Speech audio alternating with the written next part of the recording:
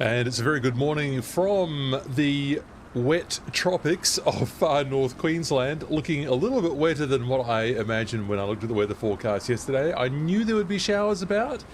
This looks like a little bit more than showers, passing just over Cairns right now. I just had a look at the rain radar. We've got a few showers coming in. We might need to very slightly modify the route, but I haven't even introduced the route yet, so let's have a bit of a think about what's going to happen. I better welcome some pilots who are already on board today. Wow, look at you all!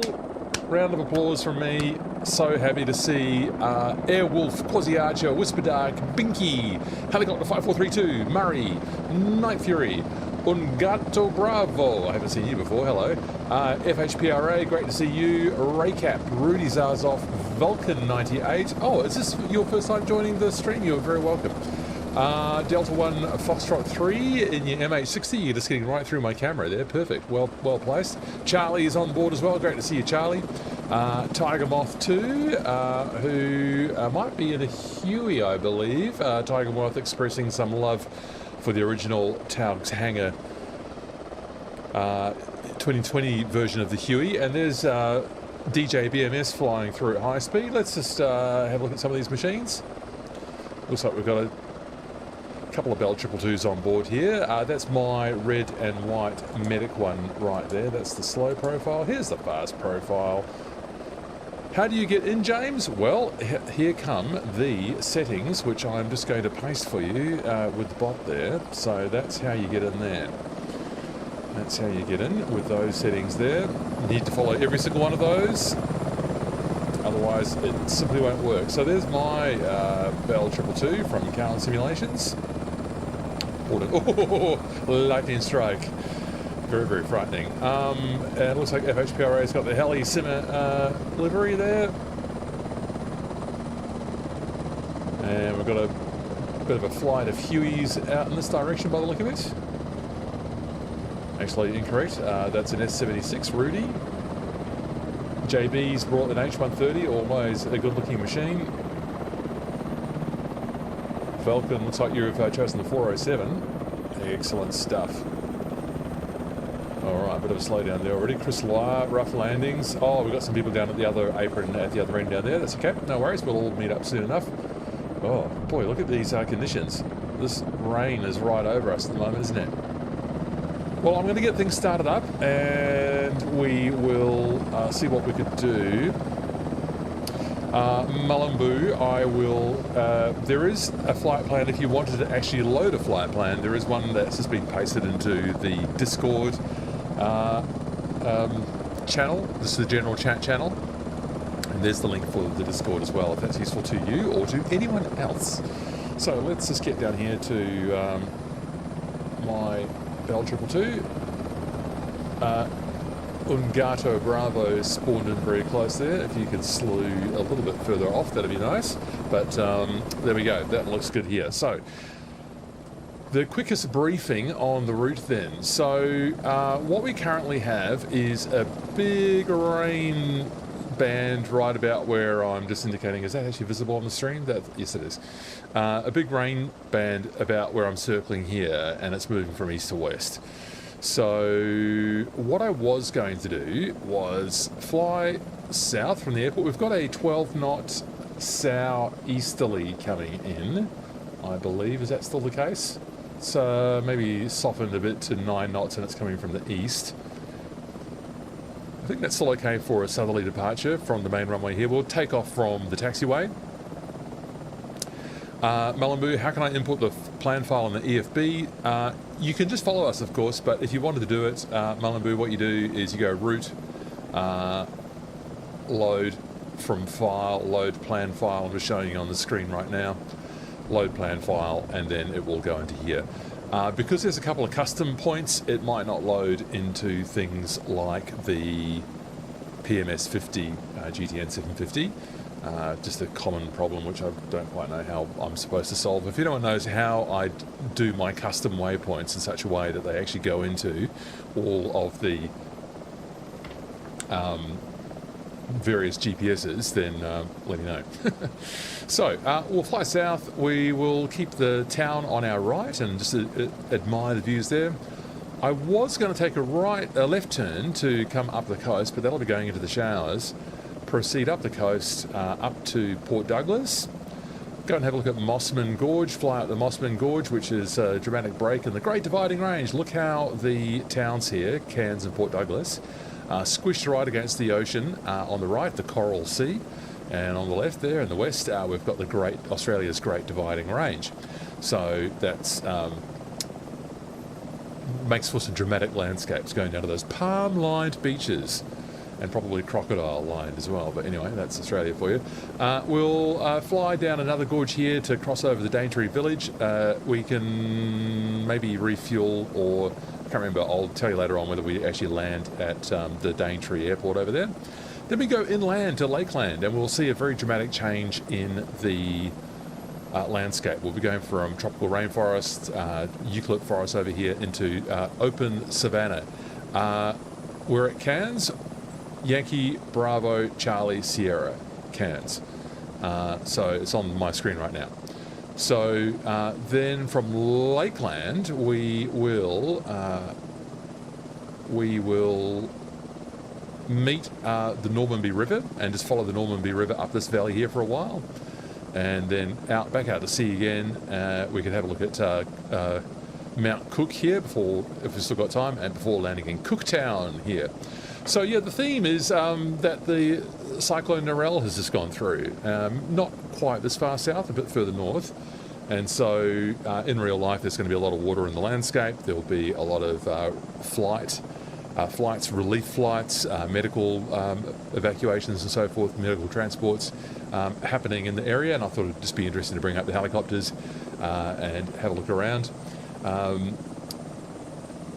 Not that I mean to take advantage of a worrying weather situation. If you did feel like supporting the emergency relief efforts of someone like the Australian Red Cross, you can do so and throw some money their way so that they can respond to disasters like cyclones coming through when they do occur. So that's the general plan for today, and I better get this machine started up. I'll get it loaded up first, get some people on board. I'm going to, as usual, my habit here is just to fill the helicopter up. Bell 22231, so I've got about 600 kilos to go there. We'll get it all the way out to 37. There we go. That looks good. A little bit heavier weight down. I've got the medical cabin on board. I'll just hide that patient. We don't need to see that. And then we just come back in here. There's my co-pilot. Hello, welcome aboard. Thanks for your help today. Now, am I getting some dodgy performance already? I'll keep an eye on that. Seems okay just for the minute. Right, let's get some things switched on. So, battery, on you come, please. Oh, those lights are so bright. Yeah, the Cairns seems to default to having everything on maximum. I'll just minimise it and give them a little bit more. The way I like it. That's good. You go up there, and how's that looking? So, as usual, I'll need to be just judging the sound. It sounds like I can hear a little bit of the background noise through. I'll just fade that down very slightly. There we go. So, don't need the console.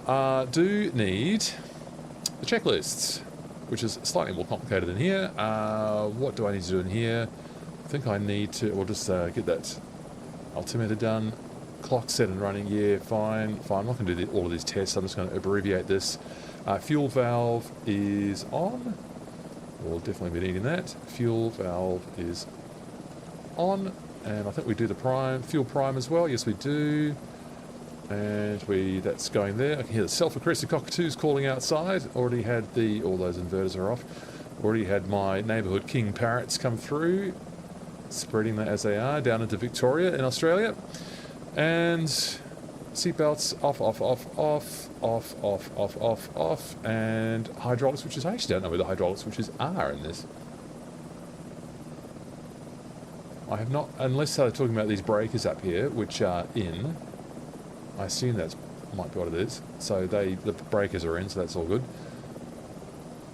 And where was I? Yes, heating and lights off. Okay, we're all fine. So that's excellent. I can just get to the engine startup. Let's have a quick look outside. No one's on top of me at the moment, so that's good.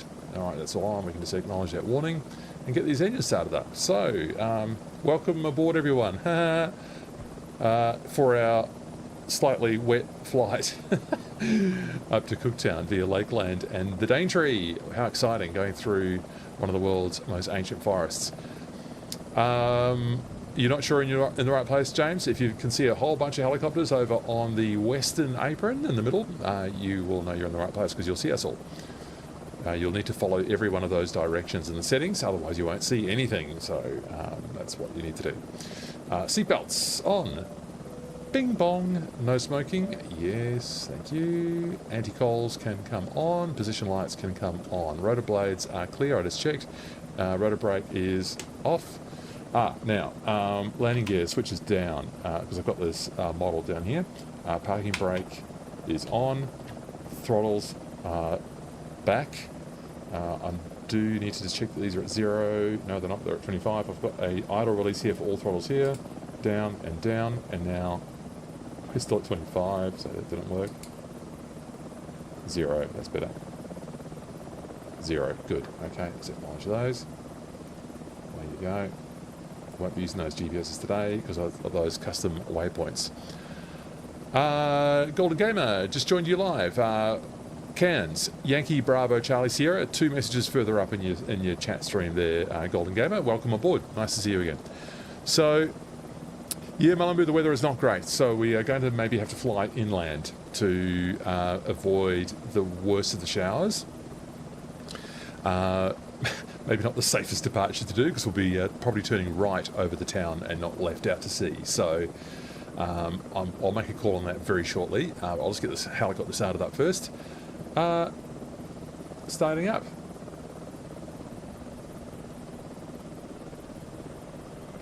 We're moving.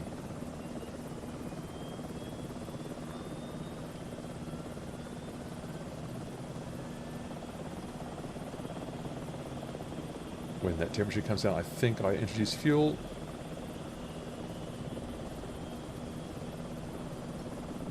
Back to 25, yes.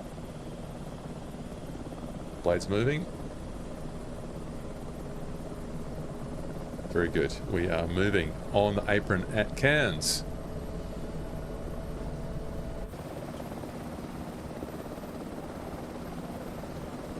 What a glorious day.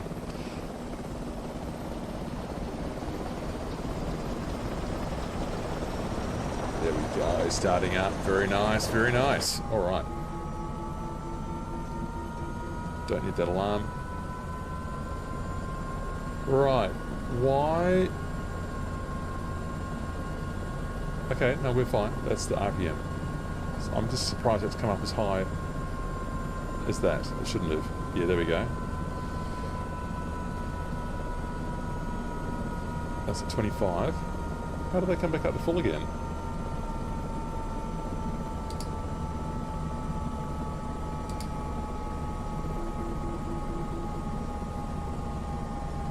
Yeah, a bit of a mystery. Alright, well, that's all fine. We're green. Oh, I need to get the some of the electrics moving upstairs here. Alright, so let's just get that generator on, get that inverter on. And the prime switch can come off. Right, it's a bit better. I don't know why the throttle rushed forward there. I did have that down, but then when I looked at it again, it was up to 100%. That was a bit strange. James, the flight plan is in Discord and it's in the live stream description. So the destination is Cooktown. So the fuel okay, so now let's get the second engine started up. I think we're all fine here. Good.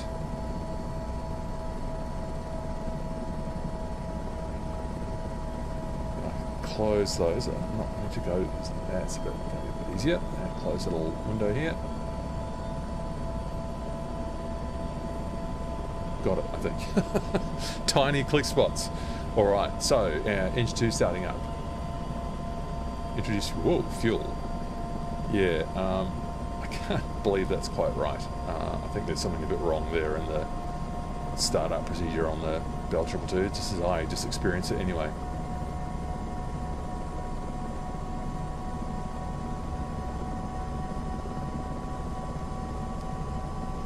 All right, oil pressure rising. I think we're all fine there. Yeah, I'm slightly confused by that one. Let's get the electrics let's get the electrics happening up here then.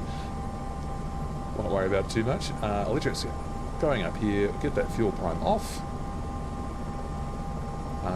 We will get these pitos on. I guess. I mean, it's 24 degrees outside, so but we've got visible precipitation, so we will. I think I will go caution and put the engine anti-icing on, and the pitot heat there. And I think we're all done upstairs. And what are we looking like on the caution panel? We've got anti-icing and brakes on. That's correct. Acknowledge that. Okay, I think we're all fine. So I'll just start running up these engines.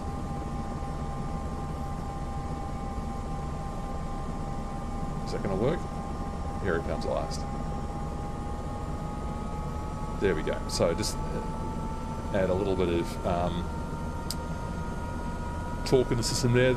Even at only like 30% torque, it's still going to bring the rotors up to full speed. Not sure about that. Not quite sure about that. I think there might be something a little bit off with the startup procedure there, although maybe I need to do a bit more homework. Okay, so we're all fine there. We've done that. Idle stop, that's done. We're open. Pitot heat, that's all done. Okay, we're done.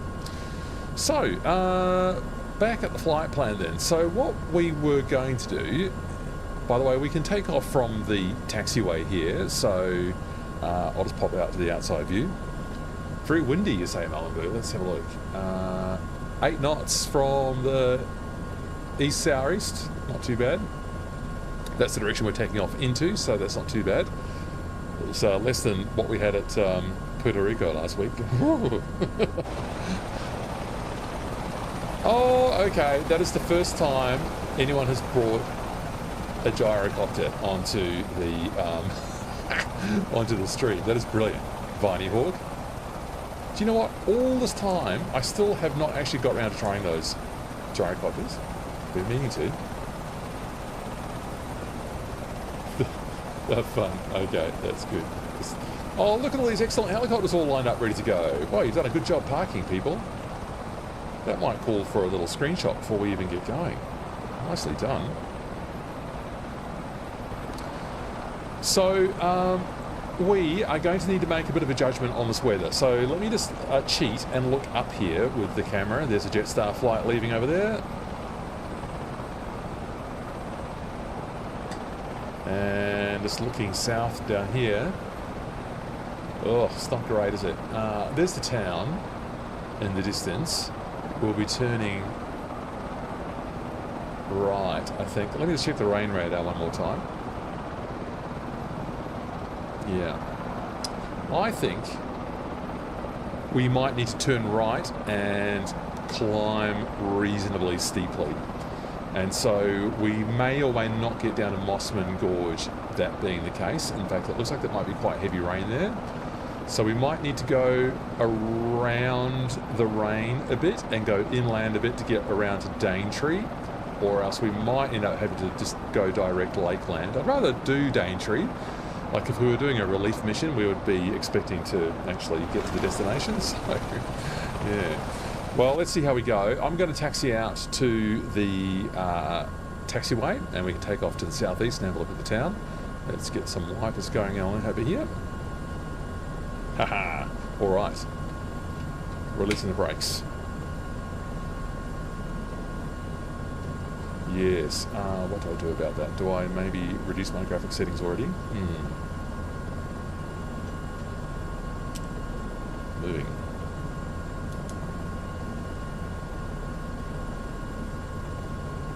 What's happening? I might just go around the long way here, just to not get in anyone's way. Speedy Pro, interesting manoeuvre.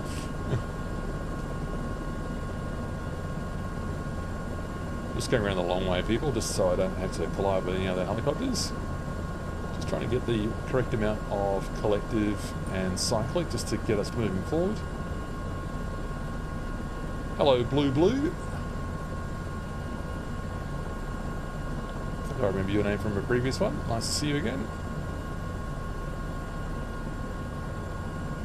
Okay, and I'll take a right here. Just behind Chris Loire's S76.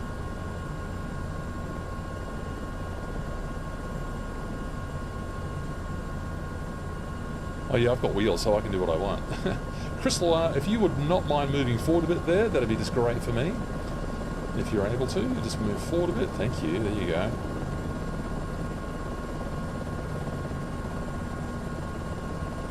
Super. That's the scene at Cairns International Helicopter Fest. Just adjust that. Flyby is fun, but I don't want to drive off the taxiway. Oh, look at you all go. Excellent stuff, people. All the helicopters.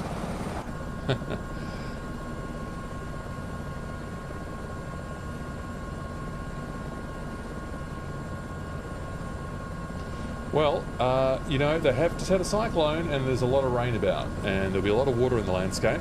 Wow, wouldn't it be so great if MSFS could one day simulate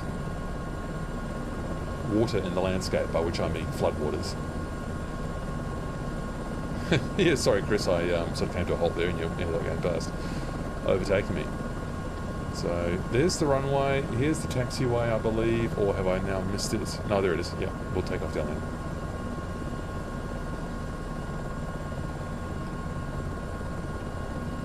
So Rudy, we're taking a right here.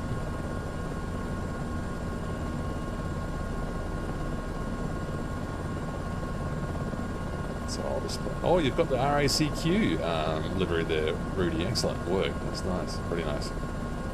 Oh, I wish I'd flown that myself now. I have not flown the S76 for ages. I need to reacquaint myself with it. I think... Andrew, yes, this most definitely is live weather. I'll just move a bit further forward for people in case you're trying to line up behind me. Oh, that's a bit slow, isn't it? So dear. Try and move a bit further forwards here. And that'll be the direction we take off. And I'm putting on the brakes now so as to not overtake Viney Hawk. Okay, slowing down here.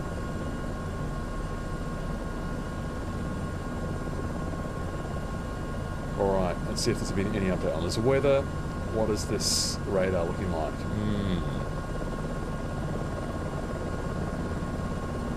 Yeah. This is not even the worst of it.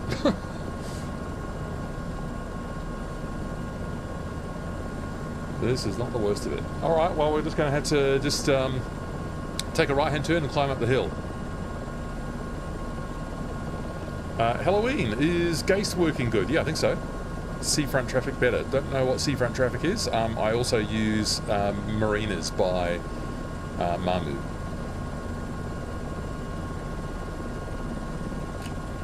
Alright, how are we all doing lining up back here? Oop, got clicked. Oh, so good. So good. Wow, that is a lot of impressive helicopters. 1, 2, 3, 4, 5, 6, 7, 8, 9, 10, 11, 12, 13, 14, 15.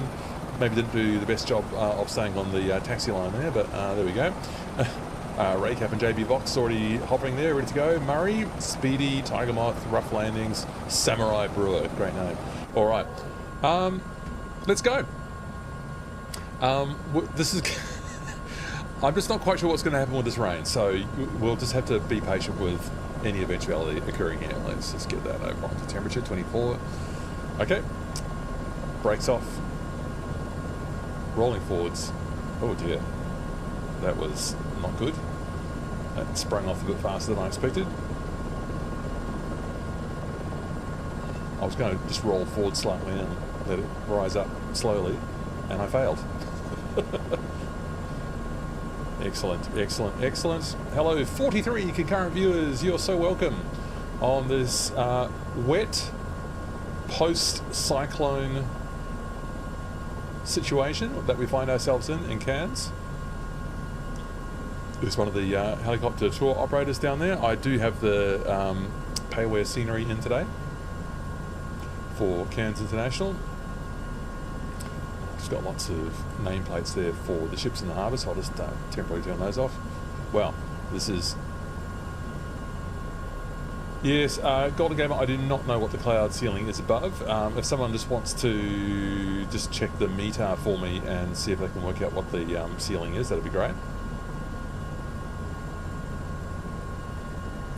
Okay, at this moment I'm not feeling good about turning right into the hills there, so we're just going to have to follow the coast, I think, because that is not promising.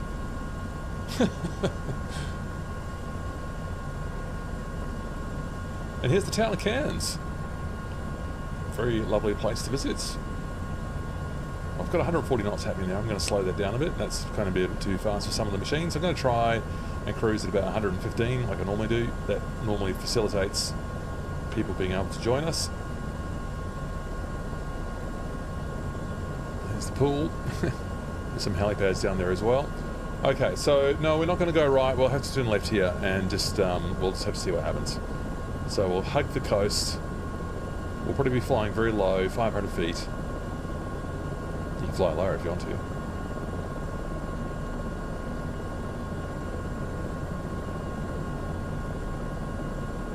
And enjoy the scenery. Wow, this is not great. Gonna have to get the speed stabilized. So first of all, I'm just gonna see if I can lock it in, holding the altitude there for me. That's only 300 feet right now.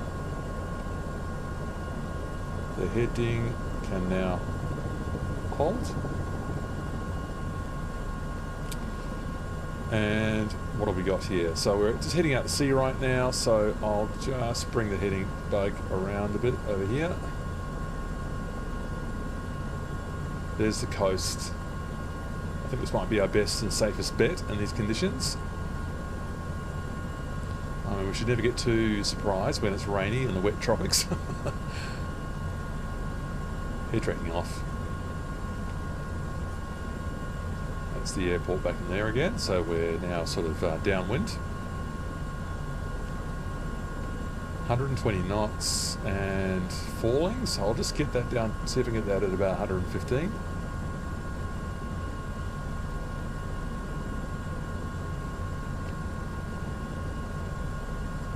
And follow the coast, so turning left very slightly now.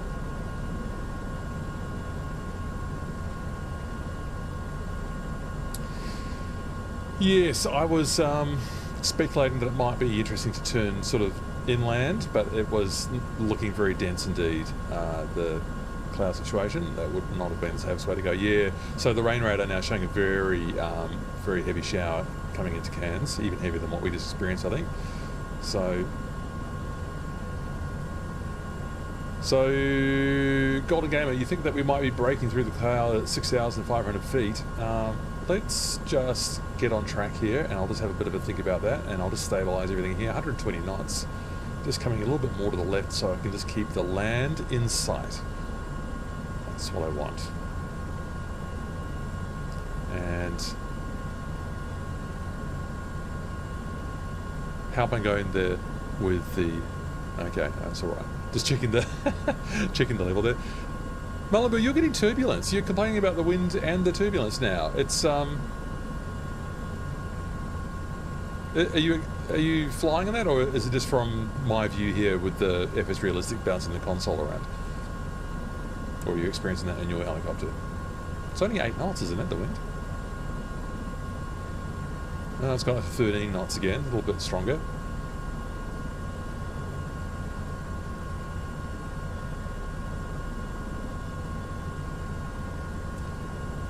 Just following up the coast.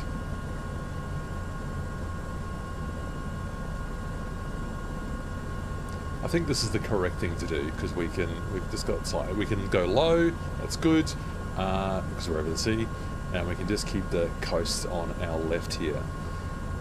Oh, how am I feeling about the possibility of us actually being able to see Mossman Gorge? We might have to just scoot up past Port Douglas and go in to Daintree Airport, which I believe is currently cut off.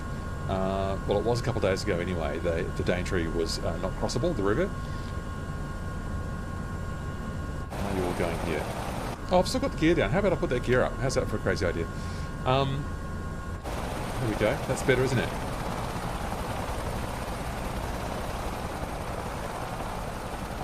Now, does that mean my speed will pick up? So, 120. I'm just going to lower my collective very slightly. I'm going to try and keep it at 120 or below.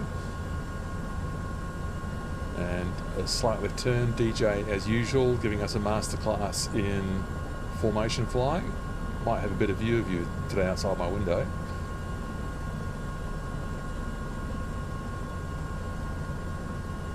Keeping the Great Dividing Range on our left. Very easily done, really, in these difficult conditions. Australia Blue, I like that. I do like having the real life ship traffic there for us to admire. I don't know if that's a realistic representation of what Australia Blue might look like in real life. Looks like a little, not quite sure, maybe a little charter fishing vessel or something. Turn off my chase plane binoculars. Okay, 110 knots now, so that's getting a bit slow. Just changing that on the collective again. Well, we can sort of start to enjoy some of this scenery. This is Buchan Point and Palm Cove.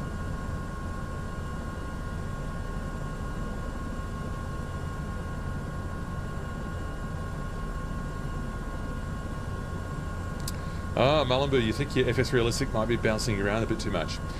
So what I have started doing with FS Realistic, I hope this is helpful to people. I'd love to know if you've had any experience using the profiles that I have saved. I've saved community profiles.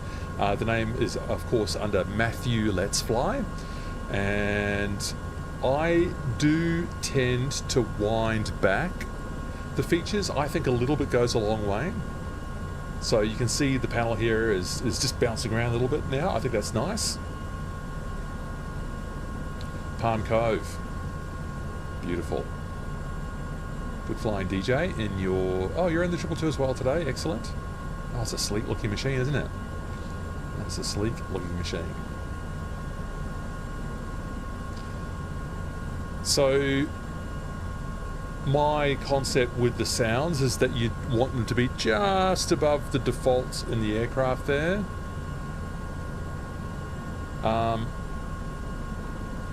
I do tend to have my engine volume, I think, is down to 50%, so maybe the volumes I might have set a bit low for some people. It's quite hard to know what to do there, actually.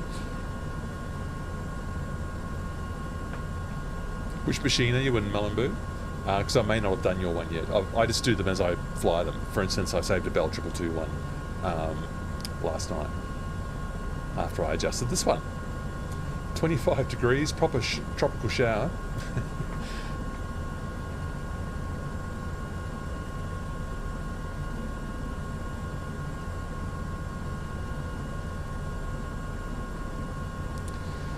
So we're overflying, I think it's Nautilus helicopters, yeah, Nautilus Aviation in Port Douglas. That's Yankee for Lima Hotel Sierra, if you feel like joining these beautiful weather conditions. Oh, OH6A Mullumboo, have I done that one? I've definitely done the H500. Just for fun, turn it down. Are you talking about Mullumboo's settings there, or my community profiles that I've saved? Or my audio now? What would you like to turn down? Oh, I can see some blue sky up ahead. Have we possibly successfully navigated this shower? Might we still see the Mossman Gorge? I hope so. That would be nice.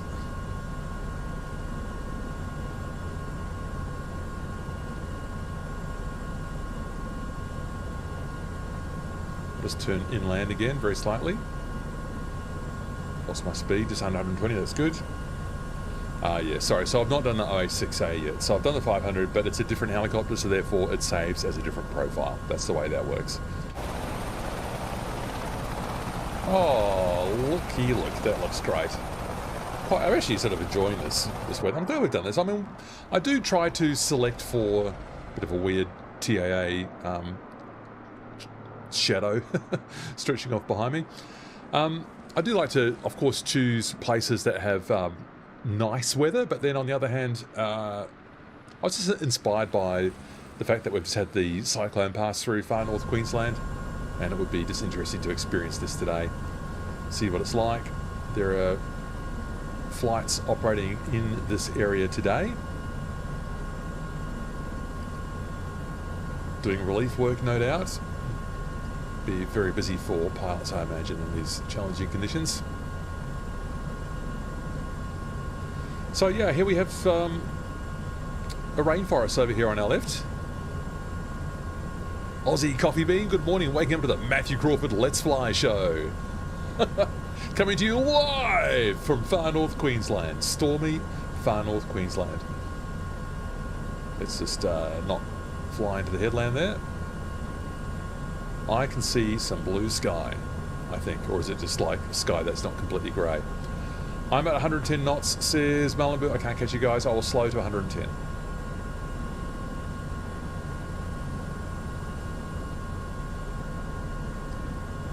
And, oh, hello, there's Viney Hawk, change the aircraft again. And your Draco.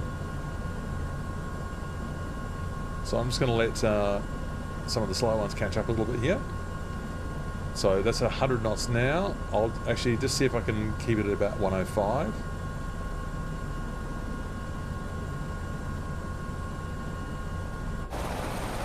There we go. Not too bad. That's 105 now, so you should be able to slowly catch up with us there. Let's just keep the heading bug just in there on the coast. So Nautilus Aviation, and then I think we could possibly try to get up this Mossman Gorge, you know. We'll be climbing up quite steeply. How high do we climb actually in the Mossman Gorge? Might be up to about 2,000 feet, so we could possibly still be in the thick of this cloud. 105 knots is stable. It's looking good. I might even be able to turn the wipers off now. Off and park. Park, thank you. Oh, this is good. This is good. 46 concurrent viewers. I see the BO105 trailer has dropped. What do you think? You liking the look of that BO105? Cockpit looks nice. Nice modelling inside there, I noticed.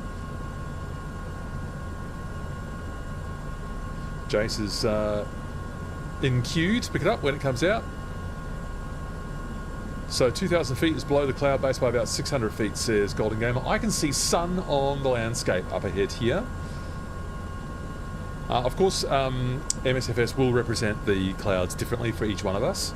I'd be interested to know from people, like when I'm looking up there to, I think it's Port Douglas, it's actually looking pretty clear.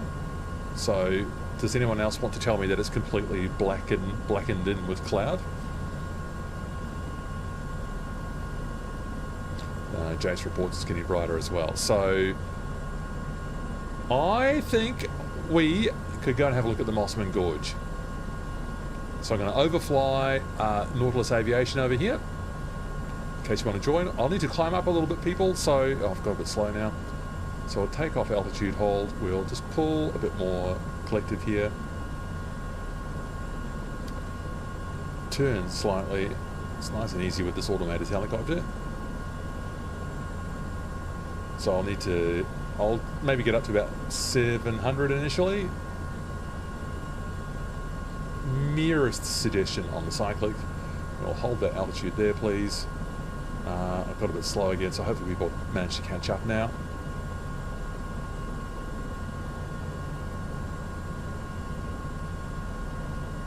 Beautiful. Lots of sugarcane fields in this part of the world.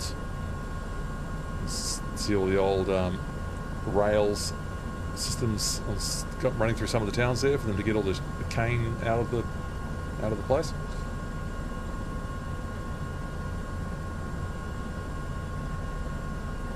So, Port Douglas there. That's leading up there, beautiful tourist town. And Howie Place for Nautilus Aviation. No one seems to be waiting at Nautilus, so we'll just overfly at... Oh, I'm going way too fast. Sorry, people. That was a bit negligent. Could have, when I hit the altitude hold, that was the correct time for me to turn down the collective.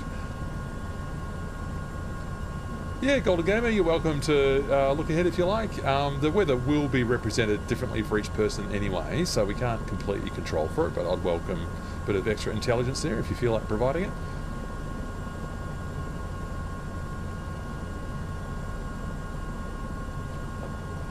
It's lovely. That is lovely. The sun's out. Wow, I'm glad we pushed on there. We haven't... That might be the first time I've ever had to fly through a shower in an MSFS 2024 live stream. I'm glad we did that. Okay, now I'm getting too slow again. Sorry, that's just too many things to do all at the same time. So hopefully that made up for whoever was trying to catch up with me. So we'll try and get back up to about 100 knots and we'll climb up the Mossman Gorge at 100. Oh yeah, there's Nautilus Aviation. Looks like Murray might be on the ground down there.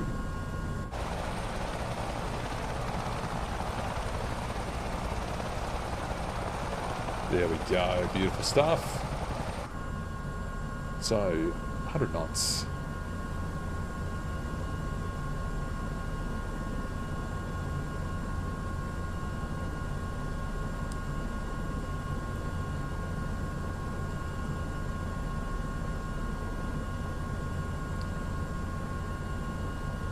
And we'll just be turning over these that low ridge here on our left. And then we'll be climbing up into the gorge.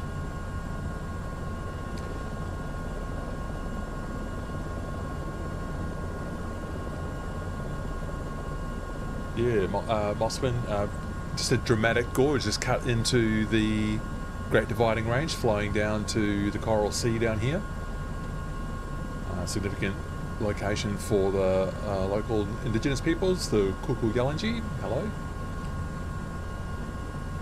115 now, so Viney Hawk's now in a Thunderbolt. Okay, you've got all... had three different aircraft there today. So we'll be taking a left soon. And we'll find the gorge. In fact, I think I can just see it there now. So I'm going manual, or we hit standby here. Taking a gentle left now. See a bit of cloud over the top of the hills there, over the gorge. We'll be turning right to get back down to the Daintree Township. Oh, there's a rainbow. How pretty. How very pretty. Let's see, how can I enjoy that? Maybe with a chase view. Yes, partial rainbow. And there's the gorge right up ahead.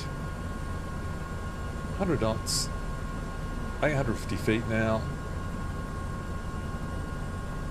We'll be climbing up. Don't know if we get much past 3,000, if that, but we'll let's just go and have a look and see. Go and have a look and find out. Malambu, it's really nice having some automated systems when you're also streaming, because there's just a lot going on, obviously.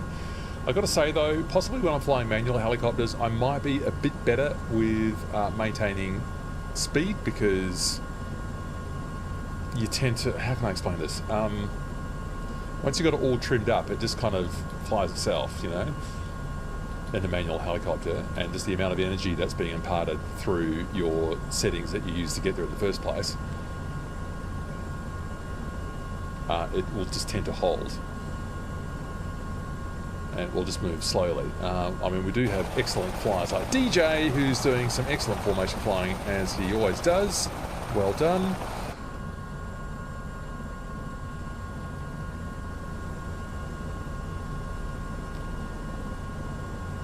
Yeah, Golden Gamer. Thanks for the weather report there. Cloud base 2,500, ceiling 5,500 to 6,400. Now, according to the weather radar, we should actually be in some pretty thick rain right now, but we seem to have missed it. You can see a shower just moving through the gorge there. It's pretty. That's pretty pretty, actually.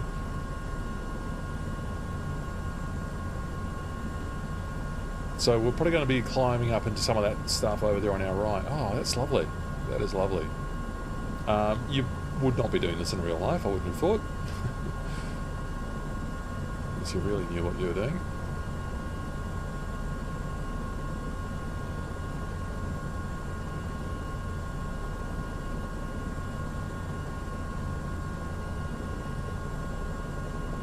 Yes, that's turning into it. Look, do you know what? Looking at this is bad news right now, so I'm going to have to really pull collective to get over the rain that I'm experiencing right now. In fact, just goes to show, doesn't it? Like I was going, oh, it looks a little bit rough over there, and then what do you know? I'm now fearing for my life. I mean, lamentably, this happens in real life. People kind of fly into this stuff and then collide with the terrain, which is not a healthy outcome. So, okay, we've kind of just made it, really. Yeah, it's gorge. It is very pretty, this gorge. Been birding up here a couple of times. Not a lot of birds unless you come really early in the morning, I think. They tend to sort of shut up by about the time the tourist buses start. You can't drive all the way in. They you transfer to a bus down the bottom and they take you further in. Oh, we are at 3,000 feet already. I was quite wrong. So we're probably going to be getting up to about 4,000 then. How are people going with following me? Oh, yep.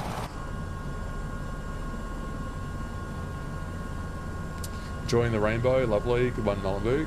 Glad you're having a good time there. 19 degrees outside now, a bit cooler.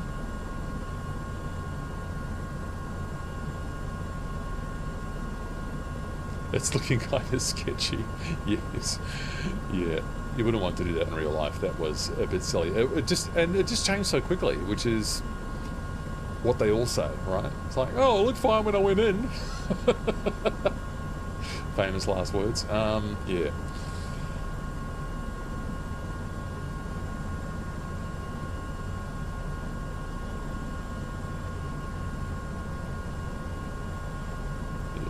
Doing a good job there, so that's excellent there. Excellent. And at almost the top of the gorge already, and which means it'll be time to turn right. I've realised I've got quite fast again. Oh, was that just a barrel roll that someone did there? I didn't quite see who it was. It looked like a Huey. Wow. How beautiful is that out here? You bit the dust, someone said.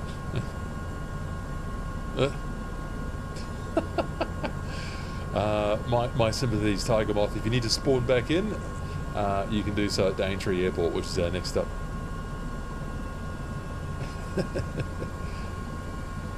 Okay, 100 knots. Enjoying our tropical rainforest scenery. This is the Daintree.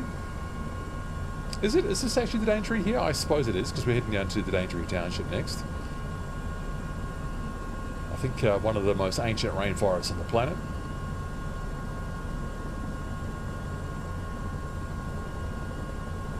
Bit of turbulence coming off the hills. Mullumboo, we always do breaks, so we'll put down at Daintree Airport, so you can refuel, catch up, regroup. People can join us. Oh, that view right down to the river.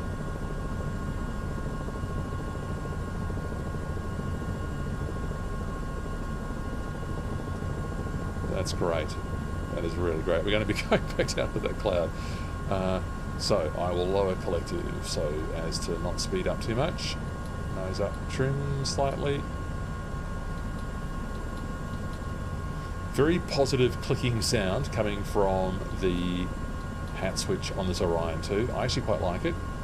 That does get into some of my videos sometimes, that sound, but I think it's for the best.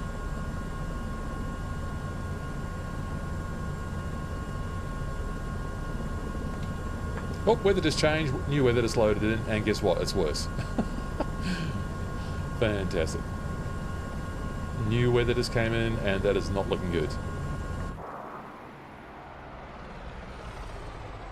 Wow, awesome flyby view. Love that in chase plane.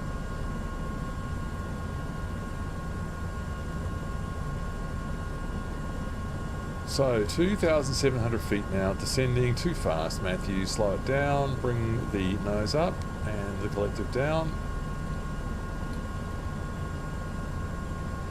How's that? Not too bad.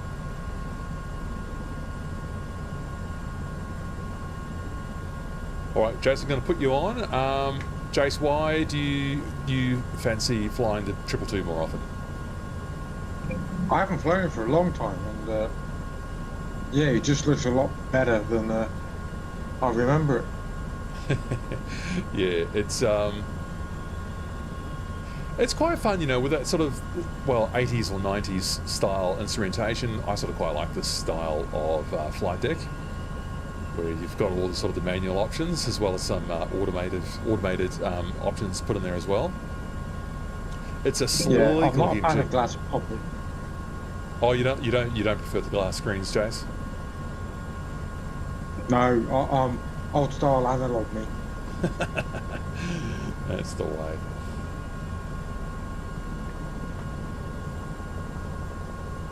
How's my navigation going here? I think I've got us going down, flying for the river.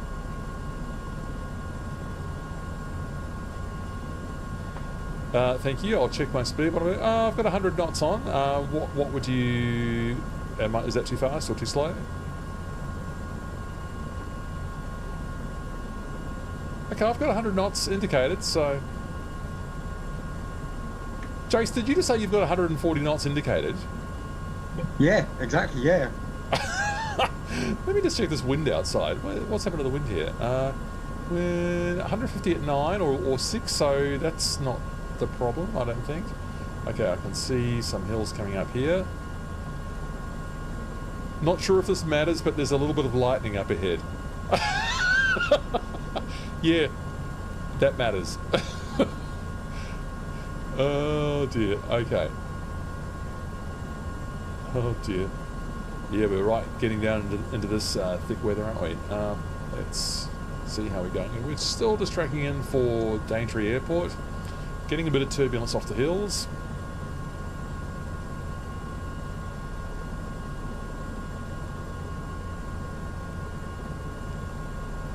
How much power is he pulling?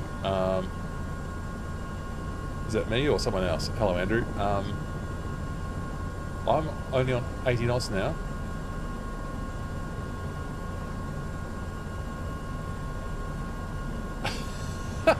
Gary. Multiple problems here today. Headset not working. Also babysitting 2-year-old grandson. Yeah, that's not the easiest flight experience, I would imagine. Well done for making it this far. All right. So I'm just following the. I think I'm still over the creek. I've just tried to follow that crease in the landscape, I suppose you'd say. Sorry we don't have Geol pilot here today to help us with a bit more geology insight. Yeah. How about we get these wipers on again? Alright. Sorry, I just pitched up there when I adjusted the wipers, and now I can't see a single thing. I can finally see the river, the Daintree River. That's what we want. Very crocodile-y, that river, I would suggest.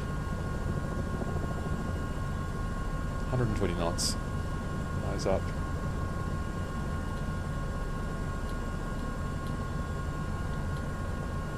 Yes, there we go. Just looking around here a bit. Okay, I'm just going to go downstream a little bit, people, to the right, that is. Oh, that is gorgeous. Come on, that landscape. That is spectacular. God, that's good. That is so good.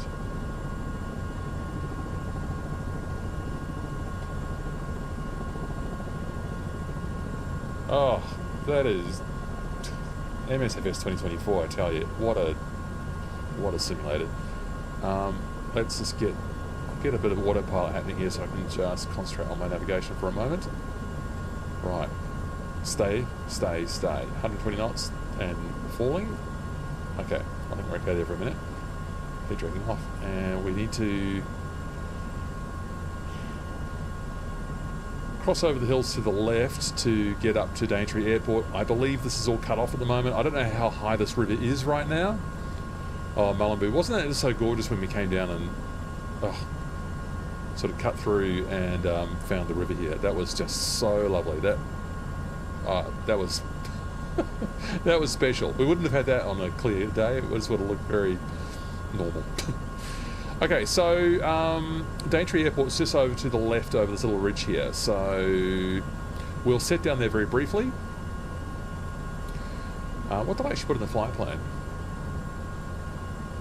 I didn't say that we were landing, but let's land at Daintree so that people can just regroup if they need to.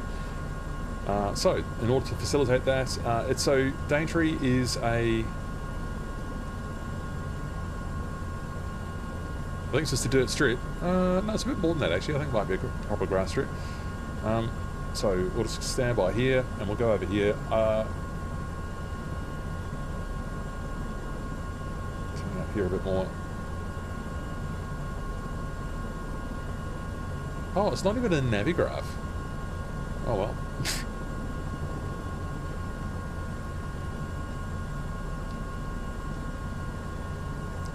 It's gone maybe a little bit too far. Binding hook, that's the 4th aircraft I've seen you in now. You'll be spamming the screenshot channel, Mullumboo. You are welcome to do that. We'll appreciate seeing your excellent photos of this challenging weather post-cyclone in Queensland. That's what it's all about.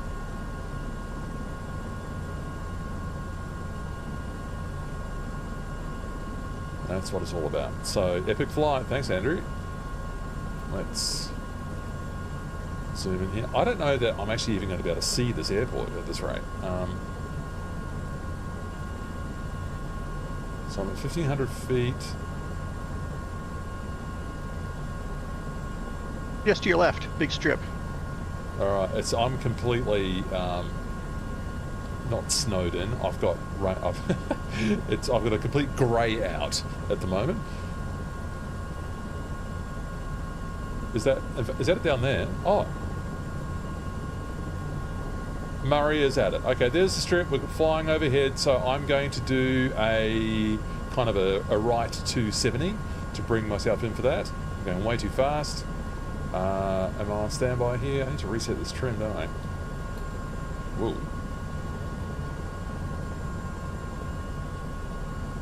Yeah, that was a bit of a mess, that approach. I'm out of trim at the moment, that's the problem. That's a bit better. Slowing down. Don't know what the gear extension speed is in the 222, but I'll just put it down at 80. I don't think it extends until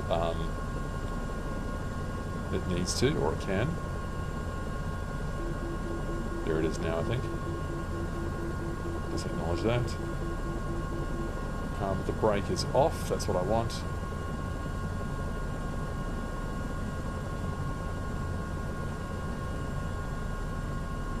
Right, looks like some people have made it down there to the strip. All the names in my main guide for this. Oh, Aussie Coffee Bean! What a nice message there for you to leave on the chat. Thank you for your channel content. You are so welcome, Aussie Coffee Bean. 100% informative, educational, entertaining, high standard. Oh, keep talking. Keep up the great work, mate. Thank you very much. That's very nice of you to say those kind things. Very much appreciate that. People are very kind in their YouTube comments. I'm very grateful for that. It's it's a fair amount of work doing this stuff. I think my pay rate is probably about $2 or $3 an hour. But I do enjoy it, so that's a benefit.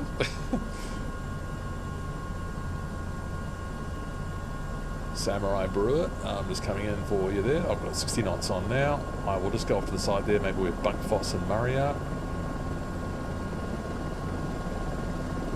I'm hearing other sounds there. Delta Foxtrot.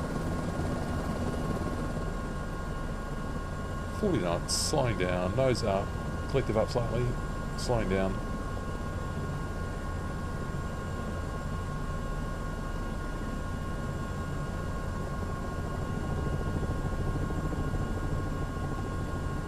Just come to the edge of the runway. DJ, you're just showing off, DJ. Look at you. Nice work. Very nice flying, as usual. Looks like this is a crop, so maybe I won't land on that. I'll just get next to the Magnum PI 500C there. Cancel out that little translational movement. There it is, and now slowly down, hopefully. In the bracken-like ferns. Parking brake on.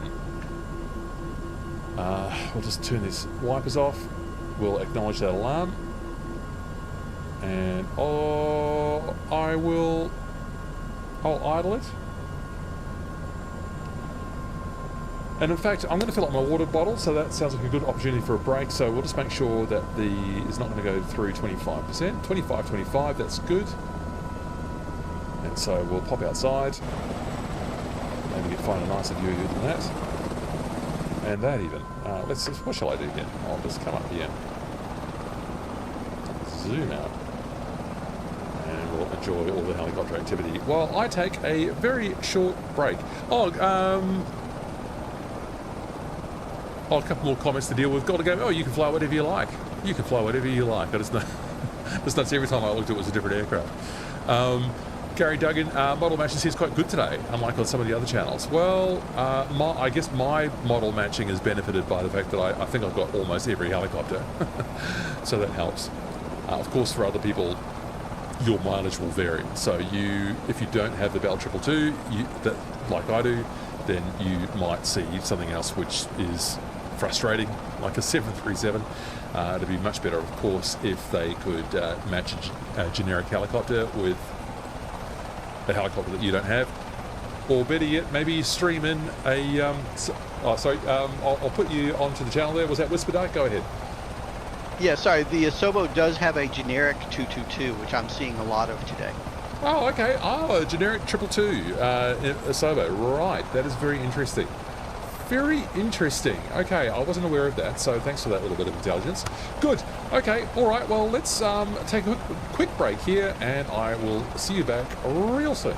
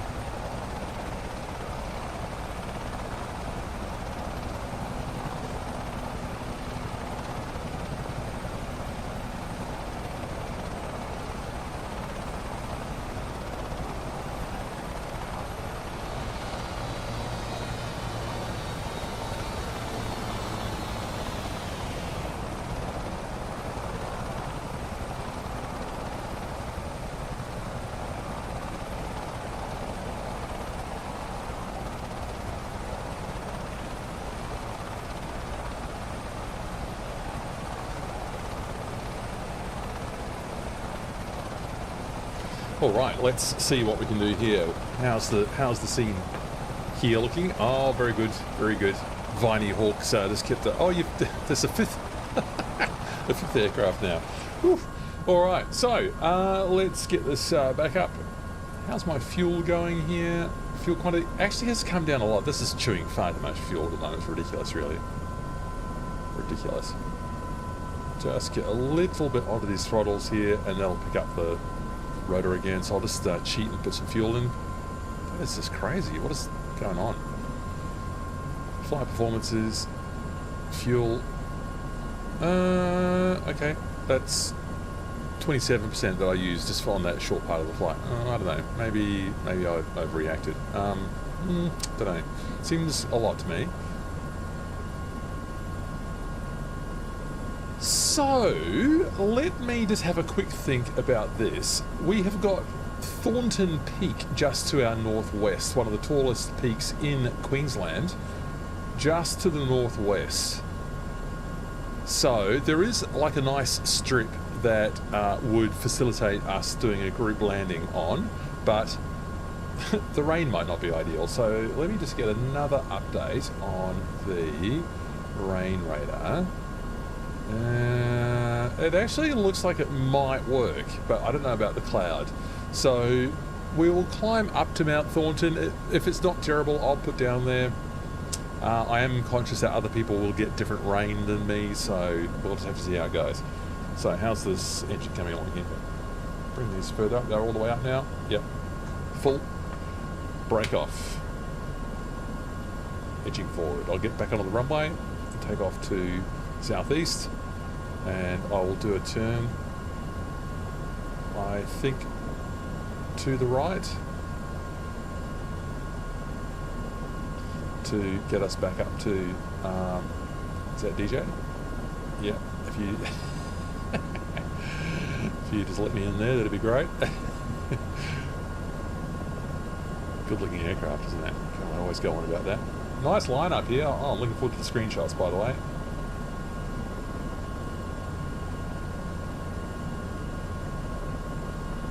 Alright. Oh, that rain does not look good. Oh boy, that does not look good. Alright. Up we go. Hey Hunter G, hello in your, was that a C-17? Takes all sorts. Oh dear. Gear up. Break off, that's fine. Acknowledge that. Thank you. Alright, I think both ways look terrible, so I'll turn left.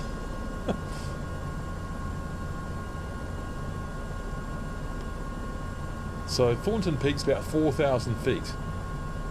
It'd be quite fun to put down up there. Just these conditions are challenging.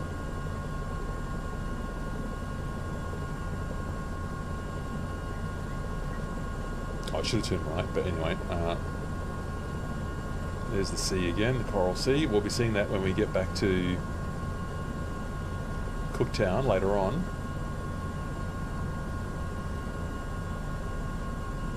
Oh, have you not got the AH-64? Golden Gamer, that's one of the few helicopters I don't have.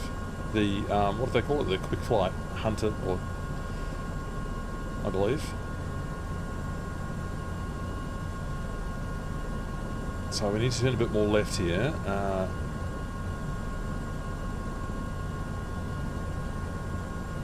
boy, that's not, not looking good. Not looking good.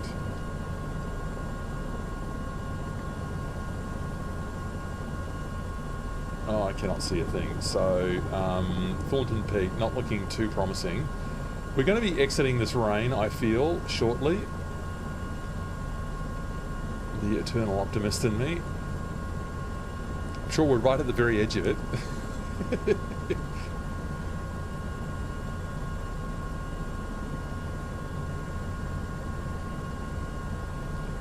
Alright, let's just nose down with the trim there. And right. Bit rough. The mountain's in front of me alright, but I'm just not sure. Okay, actually the mountain's to our left still, so but I can't see a thing. This is not good right now. Not good. So I'm going to have to turn to the left a bit more.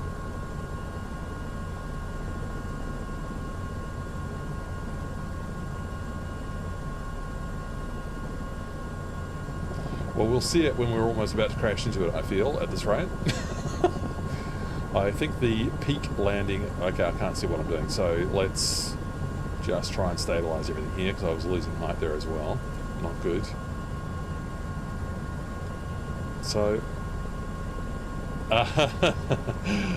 the recommendation is to climb, and in fact I'm descending, so that's... I'm using... Oh boy, something's gone wrong with my trim. I'm going to have to hold it there very carefully. Okay. So I've got... This is nuts. Oh, there's some terrain. Terrain. Oh dear, oh dear. Oh boy, that's all right. We'll just... So that's Thornton Peak rising off to our right now, I think. And so all I need to do is not crash into these trees here, and it might just be all right. A bit of cloud just came through again. And so another question there from Golden Gamer. Do you have the Scout Wasp from the Aviator Edition? I do not. So I actually never had that add-on, so that's one of the ones I don't have.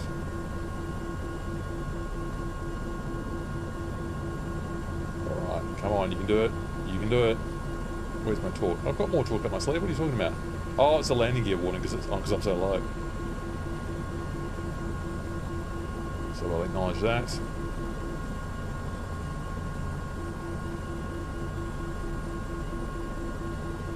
Yeah, well, Jace is a fan of the Scout. You've got some professional experience with that machine, I think, don't you, Jace? Yeah, I flew back in mid-90s in Hong Kong. Mid-90s in Hong Kong and the Scout. Yeah, New Zealand had the Wasp, I remember. I think it had a very, very small fleet of Wasps in its very small navy. Yeah, I've also got the Australian Navy livery for the Scout as well. Oh, yeah, Navy livery for the Scout. Very nice. Alright, so how are we looking here? So, got that level now. So I think we're maybe giving up on the idea of landing on Thornton Peak, because it's just a little bit too mad. So, speaking of mad, my flying at the moment is not great, so I'm just going to try and sort this out. Can't see what I'm doing, so let's just get this heading in here. Hold that altitude, please, and I'll just go hands off for a second and see what it does. I was also leaning on the pedal, terrible habit.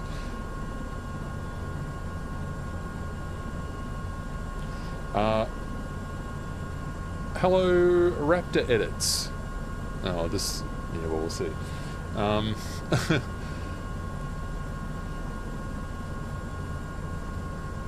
So, Golden Gamer, are you asking Jace about the Scout? Is that what that question is? What was it like? I think that's what he's asking.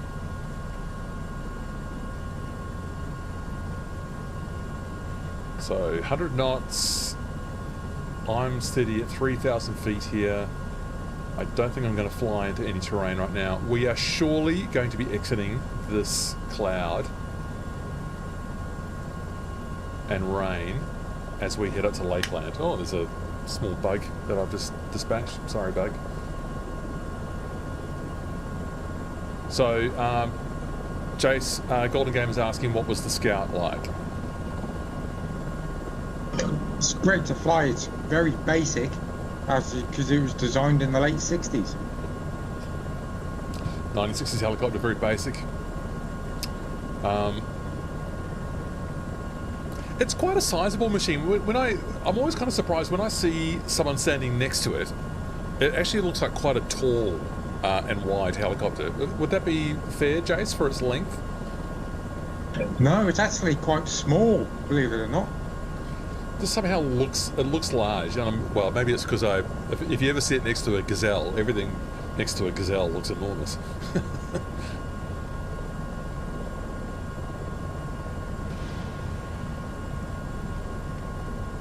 Yeah, it had a very advanced rotor head system for its time, and they were going to put it on the Balco 105 at one stage. Wow, the rotor head system from the Scout almost ended up on the BO105. Is that what you said? Yeah, yeah, exactly. But then they changed it to the rotor head. It's got more rigid. That's why it can fly inverted. Indeed. Well, there's going to be lots of aerobatic flying coming up soon. Mullumboo, next time in the Caribbean, please no more bad weather. Yeah, well, we'll definitely choose somewhere nice and fine and easy next time, I promise that. We actually flew in the Caribbean last week in Puerto Rico, which was fun. It was very windy, that's all.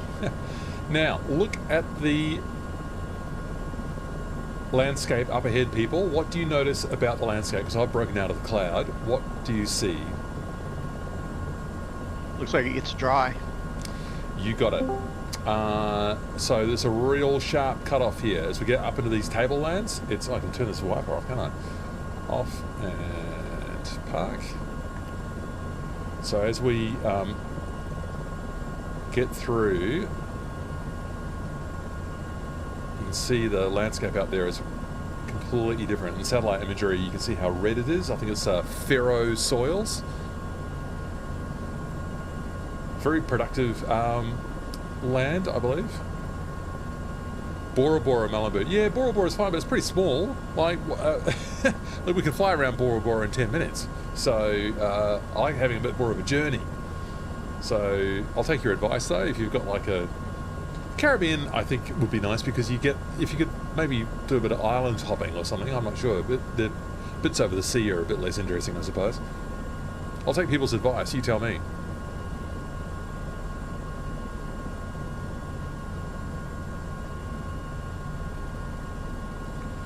Okay, Lakeland is next. So as we get into this drier terrain here, and this is the story of Australia, really. I think, yeah, you can just... Is that the sea out there? Maybe not. But, I mean, from a point like this, you could look out to the sea on one side, and then this thin strip along the Great Dividing Range, this ancient rainforest, and then on the other side, the much, much drier interior, which goes for a long way. Goes for a long, long way. Lakeland Downs, I think we're fine there.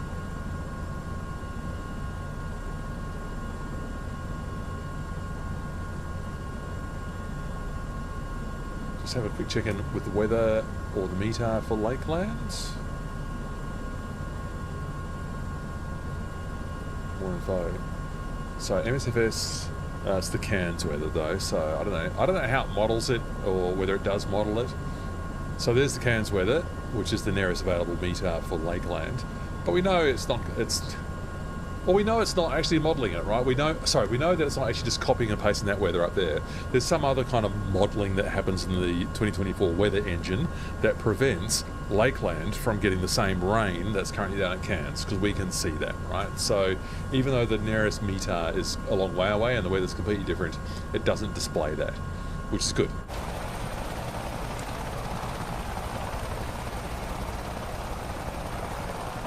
There's DJ. I'm used to having a very tight escort here. Oh, over that side with Rudy. Good flying as well. Oh, it's a relief being out of that rain. That was pretty challenging, wasn't it?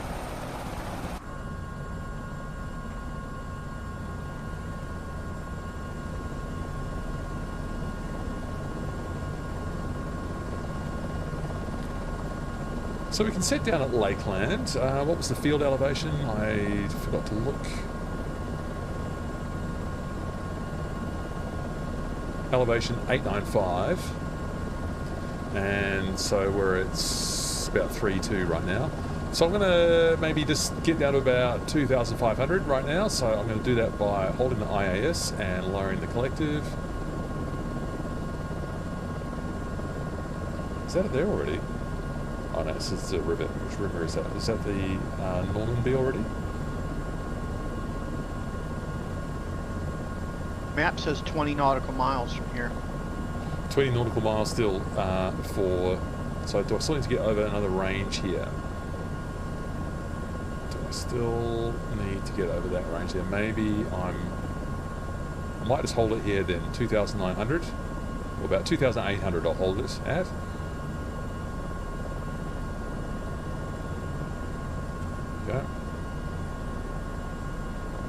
It's good. Grey butcher bird calling outside.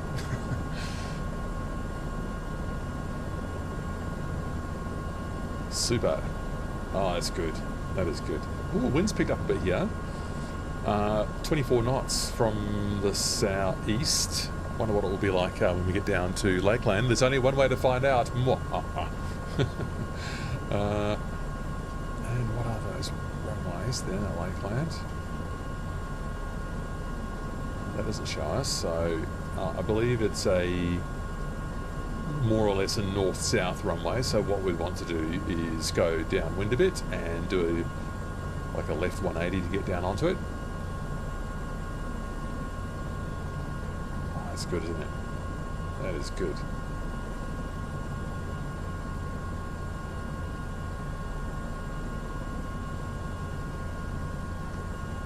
Excellent, excellent flying experiences with some pretty scary weather to deal with, but hey, good for our experience. This is the Normanby River, and we're going to be rejoining that after we land at Lakeland. Flying Hawks now in a Mustang, so I think you're going for a new record in terms of how many. I assume you must be changing it from the dev mode.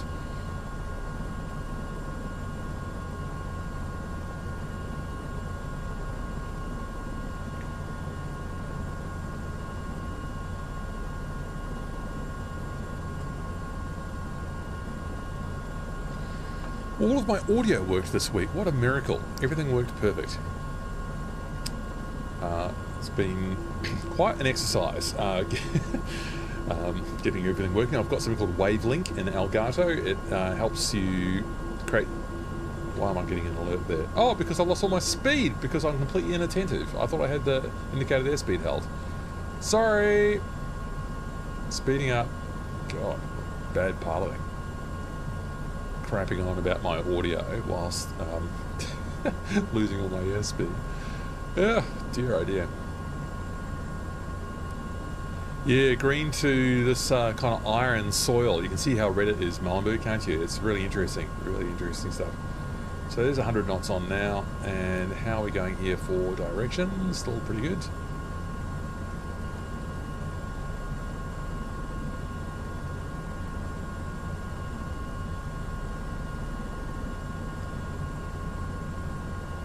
It's 115 knots now. I'll try and get it to hold that.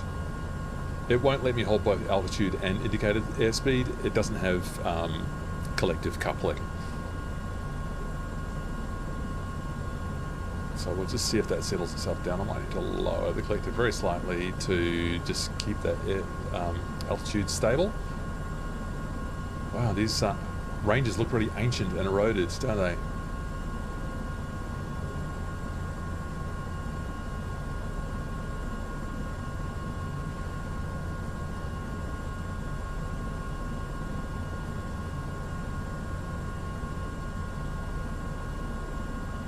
So this is a really key agricultural area. Lots of different cropping going on as these rivers intersect here at Lakeland. Bananas, I think, to name but one fruit. I think I might be doing some coffee up here as well. Oh, that's stunning looking inland, isn't it? Look at that. That is beautiful. Oh, DJ, your formation flying is really next level. That is amazing. Amazing Australia. What a continent.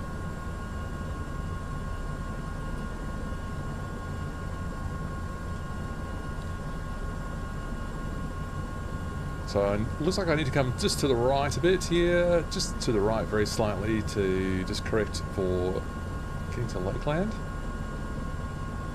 Yeah, I really wanted to just enjoy the difference in habitat, you know, from that lush tropical rainforest to this sort of these dry woodlands hugging the hills, and then when we get down to the bottom of the valley down there, it's going to be sort of this tropical savannah grasslands. Stunning stuff. Stunning Australia.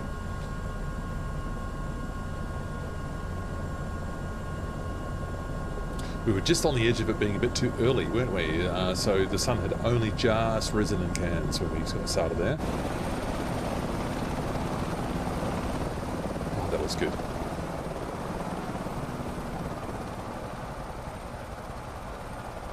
So as we get into our Australian winter, it might be that I'm looking for maybe other locations. I might be doing a bit more flying in New Zealand. That'll be fun, won't it, in winter?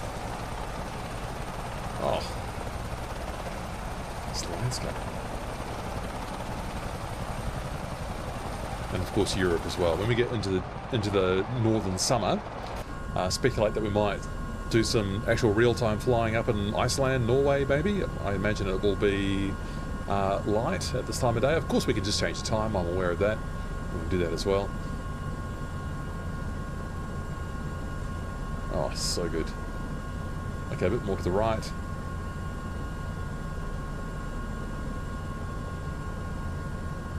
And we've got a river run coming up soon, so we can have a bit of fun on the Normanby River when we get back up to it. Or back across to it, I should say. Can I actually see this field yet? Is that it there? Circling there. There are all those crops, that's what I promised. Wow. I think that's the field. French Alps, for sure, 5 miles. Thanks for that call.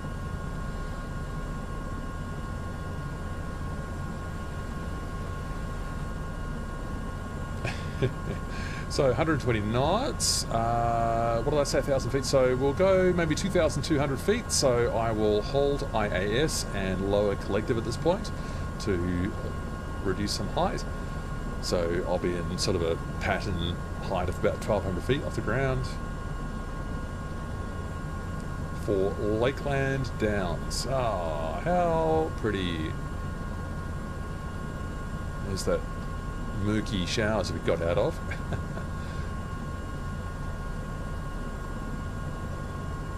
I'm not going to choose rainy flights every week. In fact, I'm going to largely avoid it. But what did you think of this experience today, flying from... I know it was like, you wouldn't do that in real life, like flying into the Mossman Gorge in that shower, but I mean, it was kind of fun to experience it. Oh, there we go. Thanks. What was that? Whisper Dark, thank you for that. Yeah, it was beautiful with the haze and the clouds. Yeah. Oh, good stuff. All right, bit of variety, isn't it? So we'll keep that as part of our repertoire. So there's the field, turtles at the end of it. I'm going to come around and do a downwind. So what's the... Sorry, I'm doing the downwind now. Yeah, 11 knots from the east-southeast, so the wind's not nothing. Lakeland. Ah, so amazing. So amazing. I love it. Oh, I'm glad we came here. Alright, so we will stand by the autopilot. We will get that landing gear down. Now the parking brake is off. Head tracking on.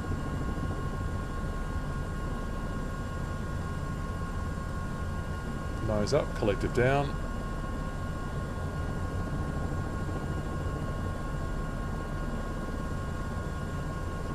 Oh, Gary. Gary's juggling all his duties today.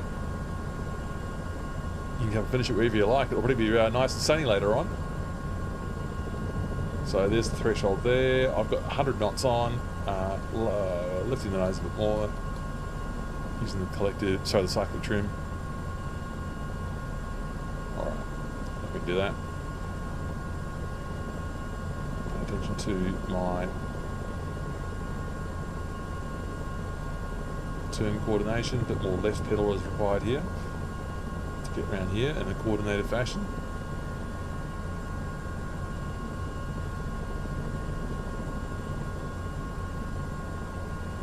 $80 knots.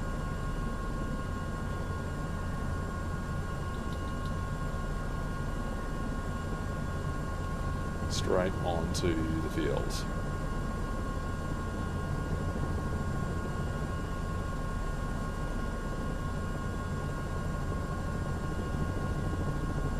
Concentration. See if we can do a little running landing this time.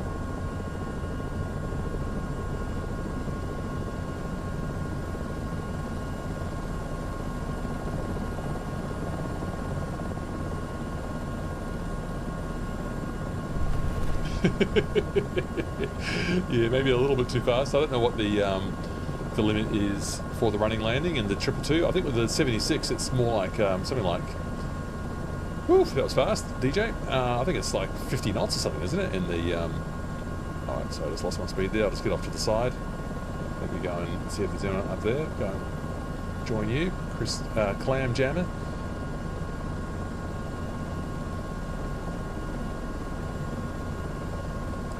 Yeah, I'd propose the 222 limit for a rolling landing is probably a bit lower than the 76, which is quite fast at 50 knots, I think.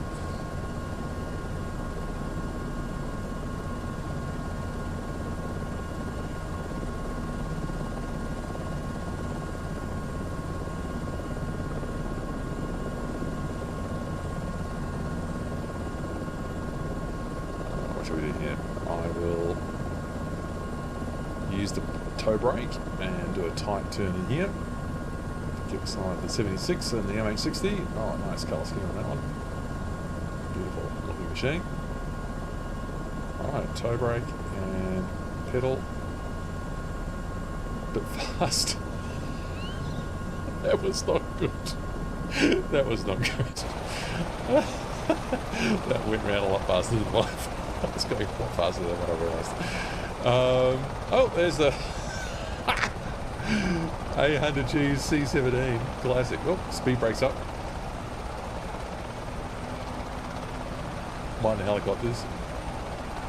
That's quite a sight, isn't it?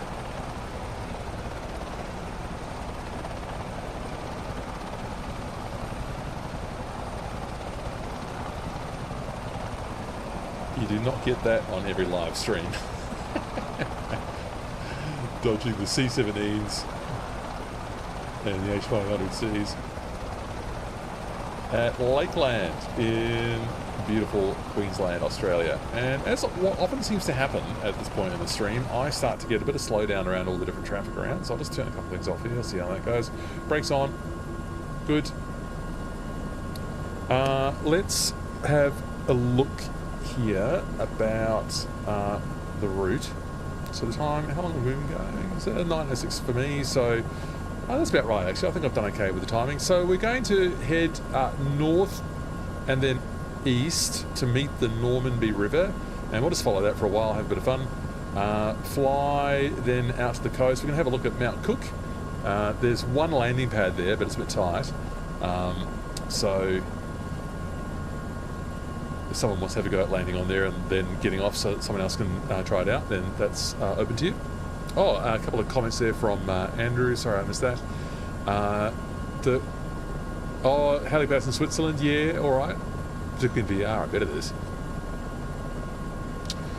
Gary, many moons ago in my young years in Melbourne, I remember parking near Moorabbin Airport and watching trainee helicopter pilots learning the basics in a particular area of the airport. Yeah, that would be at the... Oh, I think I know which part it is. But there's a sort of a grass practice training area. That's a bit of a complex layout with those four runways at Moorabbin. Oh, now, who's got the... Of course, Viney Hawk has changed the aircraft again. Now it's a Sky Crane.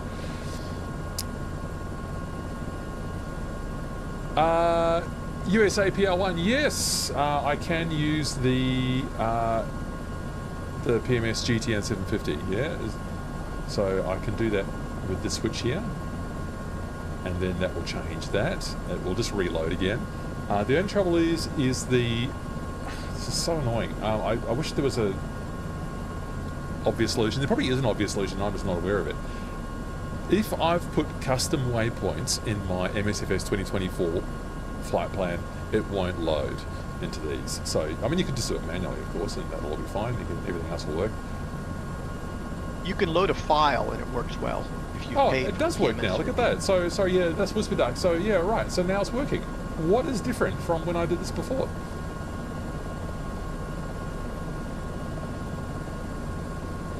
So what's the difference?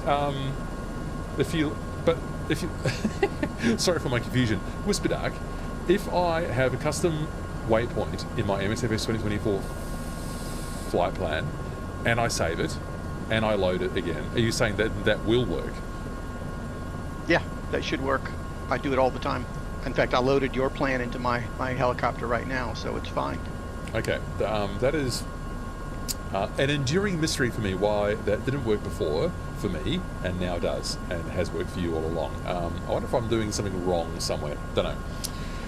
There's a setting in the PMS for which SDK it uses, 2020 versus 2024. That has to match your aircraft, I think. Oh, yeah, right. Well, this is a 2020 aircraft. Don't know. Yes, so USA PR1, that'll all work, and you can also select your this as a navigation source, and the Cowan 76 or the Bell 222 here will follow it. So you've got like a nav hold, LNAV. Right, okay, let's get moving. Let's have a look around here first and see who's... oh, yeah, people... Look, you're doing your aerobatics, getting ready for your... getting ready for your BO105. Did I not have the collectible all the way down? Oh, God. Standard of piloting today, seriously. It's myself I'm talking about there, of course. Let's just avoid the sky crane, and we'll... Whoa! I said avoid the sky crane. Oh, this ground is rough. Come on. Go forwards.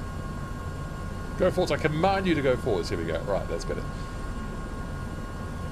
I'll aim for the C-17. Are you taxiing back this way, Andrew? Well, if you are, you're going to find a bunch of helicopters flying into your windshield. We'll try and go up over you. So I'm going to take off to the south here, and I'm going to turn left is what's going to happen here. Here's our rolling starts, and pulling a tiny bit more collective. Up it comes. Oh, that trim looked a bit weird, didn't it?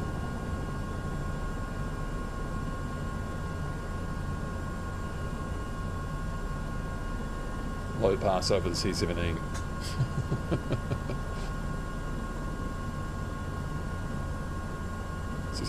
Let's get that gear up. Got that, thank you.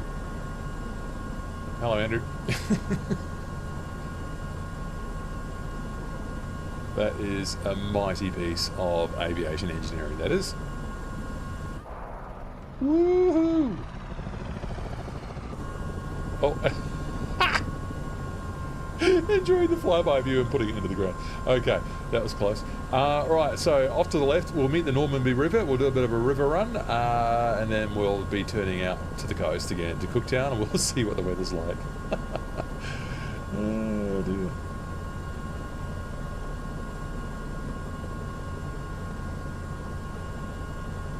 Right, that'll do there, I think. So let's just hold. We don't need to go high here because we're going down to the river, you see. So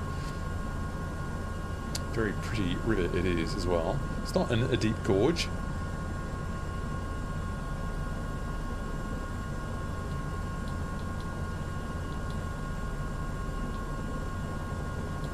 Let's trim a bit better.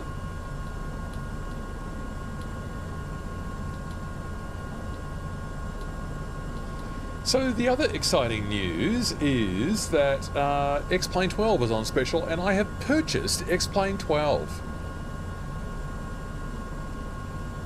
And I had a bit of flying yesterday in the default R22. Not too bad.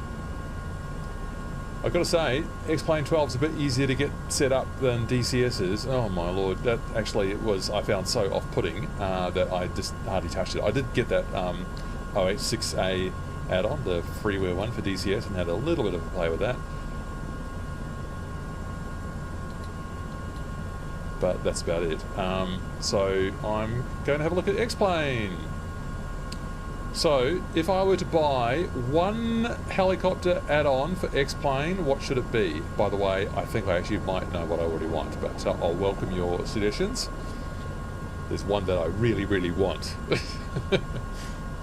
So I'm going to buy it today, and I'll just do a little video about my experiences flying in X-Plane helicopters.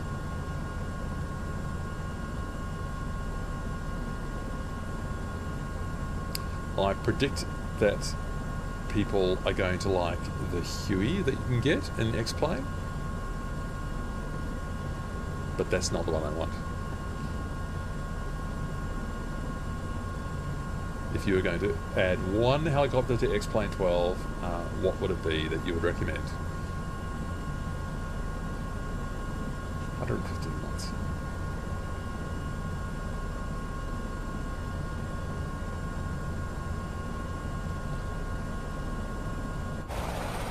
Oh, good formation flying. Kim DK, helicopter 5432, DJ as usual. Oh, that landscape. Woohoo! Oh, brilliant formation there. Nice flying V. Really good. So good. So good. Oh, no takers yet on a favoured X-Plane 12 add-on. Maybe no one's flying X-Plane 12. What does that sound? Oh, is that someone? MD900.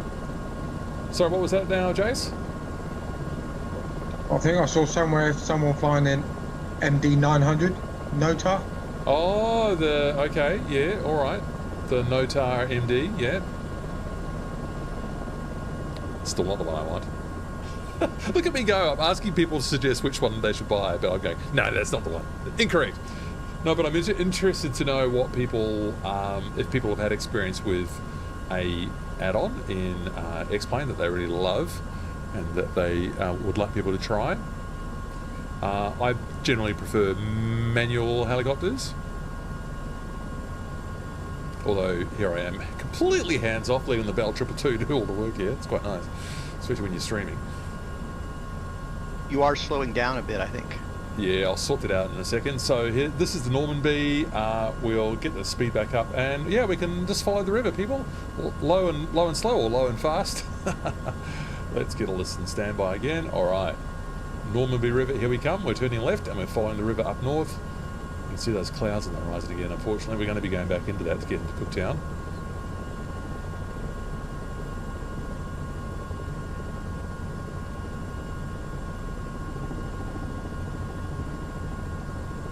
Vibration there through the controls. Oh, hopefully this is the year where I can get into some force feedback controls as well. Yeah. Verpal are developing force feedback as well. I had not heard that, Jace, about Verpal developing force feedback as well. I was not across that, so I will need to inform myself, won't I? Here's the highway. Busy day. Yeah, as I'm flying Verpal now, I'm on a mailing list, and I got it in an email a few days ago. Oh, yeah.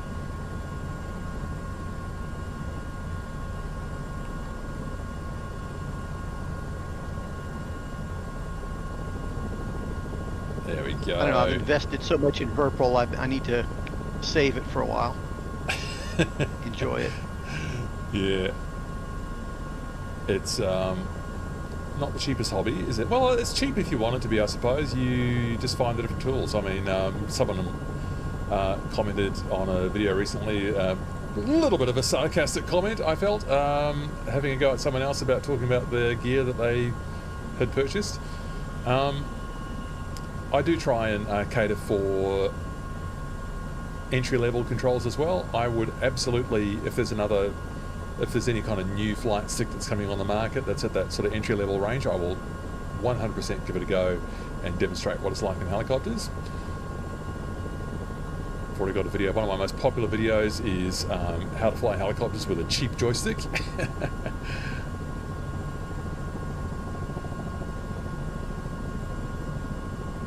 And I'll keep that up to date as, you know, new things come onto the market. Oh, we're dropping an elevation here, aren't we, with the river? We're only at 400 feet now.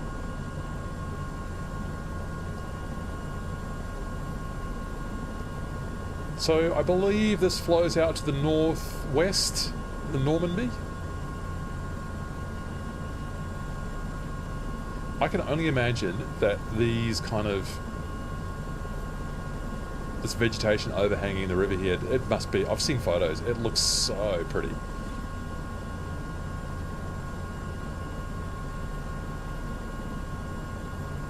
Little oases in Central Australia. Well, this isn't Central Australia, I suppose, but you know what I mean, right? With the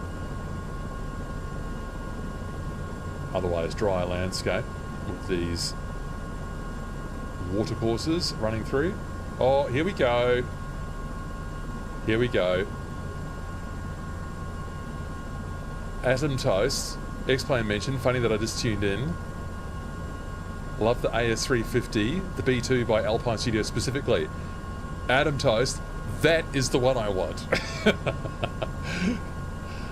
I actually want to try that AS350 one. It's a nice comparison because I can sort of, as it were, put it up against the Asobo H125. Now they're different machines, finished to a different standard. Got that. So it's not exactly a direct comparison.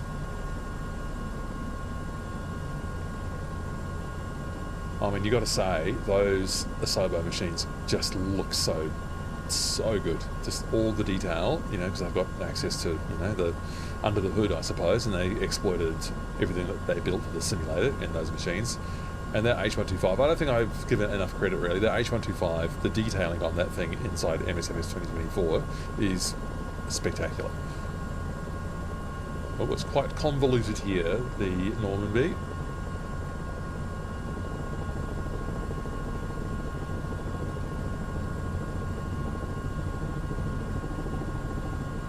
Nice blade slap in the 222. I hope the audio's alright. The balance, it seemed okay when I last checked it.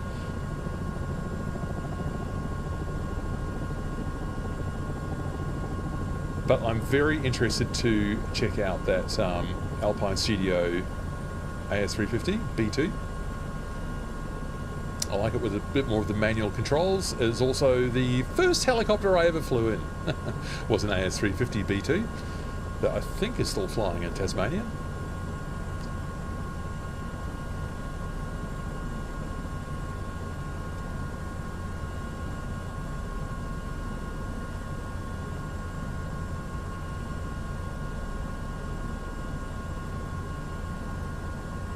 So I just wanted to just be a little bit more informed about what was on the market. I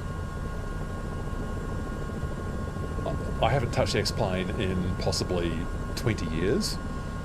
So it's about time I gave it a go.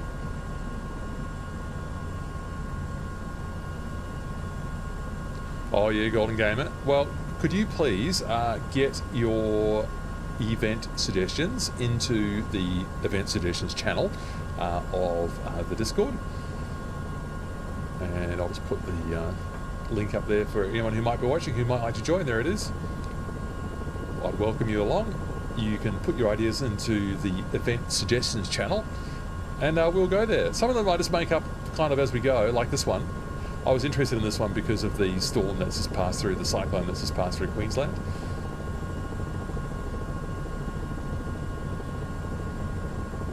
Yeehaw! That's fun.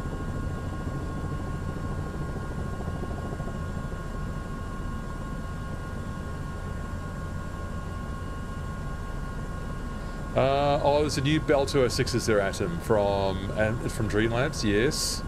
Heard it's quite good, but haven't tried it myself yet. Okay, cool. Well, I'm going to buy myself the AS350 B2. And I'll give that a bit of a go. I'm going to have to try not to get too distracted by the scenery in X-Plane 12. I've got to say though, I mean, where that starting airport where he's giving you the tour. Sorry, his name's just gone out of my mind. The very outgoing X-Plane 12 developer, high energy, legendary character. Oh, his name's just gone out of my head. Anyway, the tutorial flight they do there, it's actually, I thought, pretty successful. Like, it actually, as a result of doing that tutorial flight, I got pretty much all of my controls sorted out. And that's more than what I got out of DCS, which I actually found a lot harder to configure. And frankly, I got bored with it. So X-Plane 12 I had a better experience with.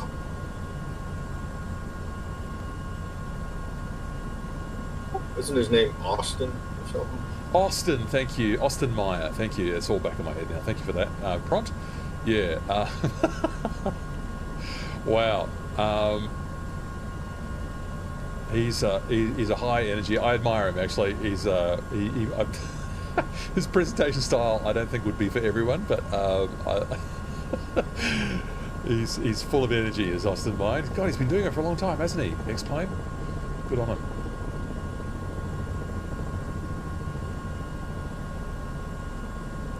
I can't even remember what was the last version I used. 5 or 4 or something, 3 even. I don't know. It was so long ago, and there was just something about the feel of it which I just didn't enjoy, and I just stuck with FSX, I guess, that I was using at the time.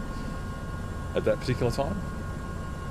Okay, we're going to need to start turning right soon, people. So maybe when we get over to this next hill, we're going to leave the river and we'll just turn pretty much due east to get us over to Cooktown, see what the weather's like.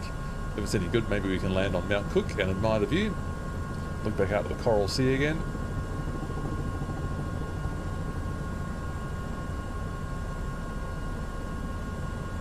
There we go.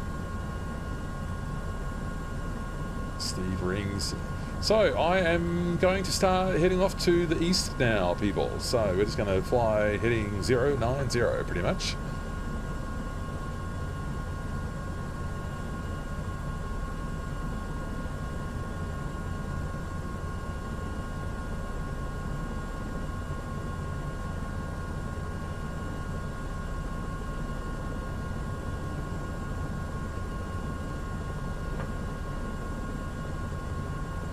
So, how do people go about buying their add-ons for X-Plane? Do people use resellers? I know there's that xplane.org store. What do people like?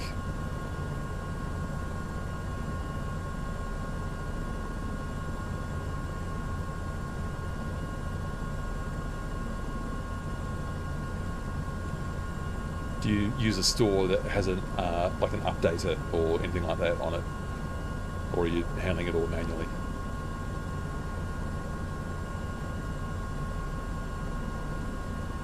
Oh, it's beautiful. I think Flightsim.to has a store for X-Plane.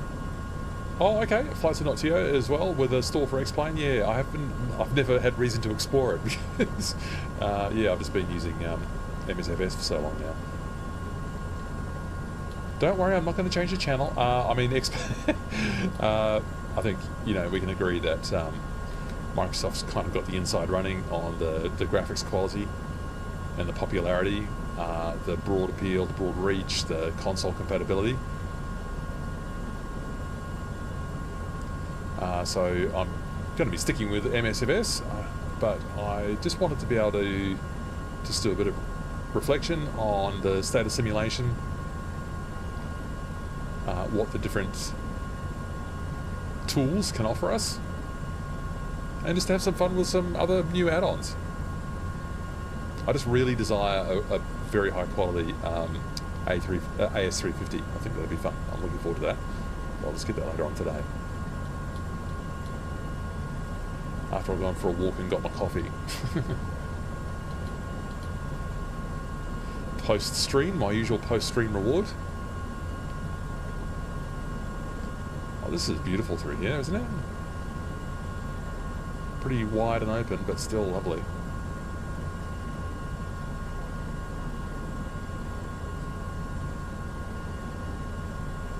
There is a highway we can follow here, I think. Not yet, actually. No, we're too far south for that.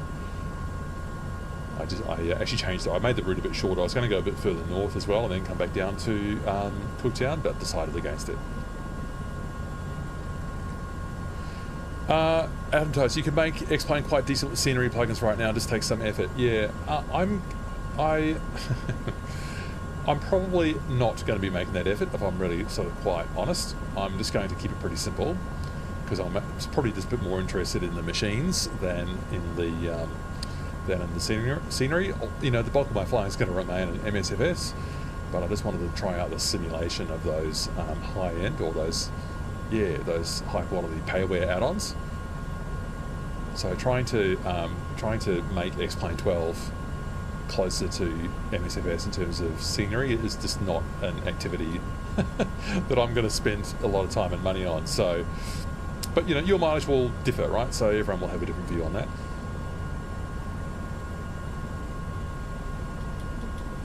Going much too fast.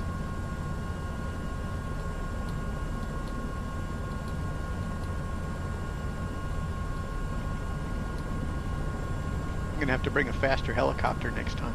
Okay, I'm sorting it out now. So, sorting it out now. So let's get the altitude. Hold on. Let's get that heading hold on there. And with all of that done, then I can relax on the collective a bit. So I've got 1,200 feet. Now, is that Mount Cook on the horizon now? I'm just not quite sure, but we'll go and have a look.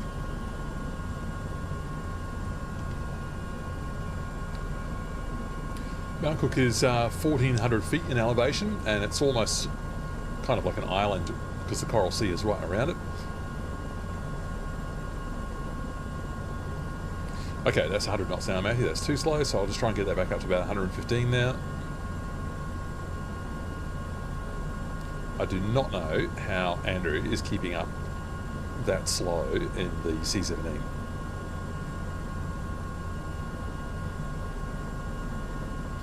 Yeah, Adam, toast about the scenery. Totally valid to maybe focus on the aircraft rather than the scenery. Ground scenery is not what's been the focus in recent years. Yeah, interesting, isn't it? Because, I mean, their strategy, what would you do? Gosh, it's just like, because the challenge from MSFS, you know, re-emerging onto the market was like such a fantastic graphics engine. Is that the right word? With such spectacular graphics effects, right? The graphics engine was not very optimized initially, and 2024 is much better, but still can be a challenge. 23 degrees outside. 11 knots coming from the southeast. I'll just do a check-in again before we get down to Mount Cook. So, I mean, X-Plane then, for a while, was the only, like, well, I suppose DCS was the only kind of GA simulator that was under active development, right, for a number of years. So then to have the, you know, bombshell of MSFS coming along with, as Adam Toaster says there right now, being the sightseeing simulator. And why not, right? It just looks so fabulous. I mean, I love going to places I've not been before and going, holy hell, look at this view, it's incredible, I love it. I get a lot of joy out of that. I get joy out of the scenery being that fantastic. And it makes me want to get back into the simulator, right? So, yeah, so then I don't know what X-Plane's strategy has been, or what they decided to do, or what they decided they want to work on with that kind of challenge then in the marketplace, in the market. Because I haven't been following it too closely, but so, yeah. So obviously they've tried to stick true to their guns, I guess, on being a leader, or perhaps even the leader in flight dynamics. Here comes Cooktown, and yes, that is Mount Cook right on the horizon. There is a single helipad up there. If you want to have a go on that single helipad, get off it again so the next person can have a go. And let's just do a bit of live the land in terms of the Cooktown Airport, which is a little bit inland, up the river actually, the Endeavour River, isn't it? So, and that is, again, it's a bit of an east-west runway. So we'll be doing a downwind leg and then turning for a final into the wind, pointing back at the ocean or the Coral Sea. And luckily there's no showers here, so that's lucky. Mullumboo, the time for me in Melbourne right now is 9:33 a.m. So I will enjoy the rest of this flight with you, and I will reboot the computer because it's gets a pretty heavy outing with the way I use it. With all just the amount of apps you've got to run as a streamer, the streamer bot and the stream flight stuff for the data bar that you see on the stream, all that stuff. I just reboot it because it's just too much. And I'll go for a walk, get my steps up, go and find a coffee somewhere, maybe with a lovely pastry to enjoy it.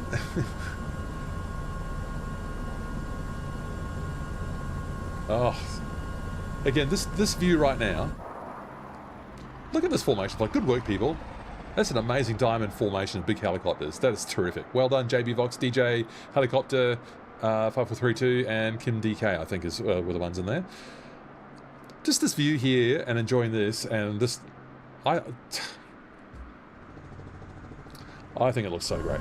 So great. Oh, and I lost a bit of autopilot control there when it got too far away. Yeah, Cooktown, they did a bit of gold mining here. Cooktown, you might have concluded, was where James Cook landed, and the Endeavour River, also named after his ship, the Endeavour. I believe this is one of the places where they hauled the ship up onto the coast, up onto the shore to do repairs. Met the local indigenous people.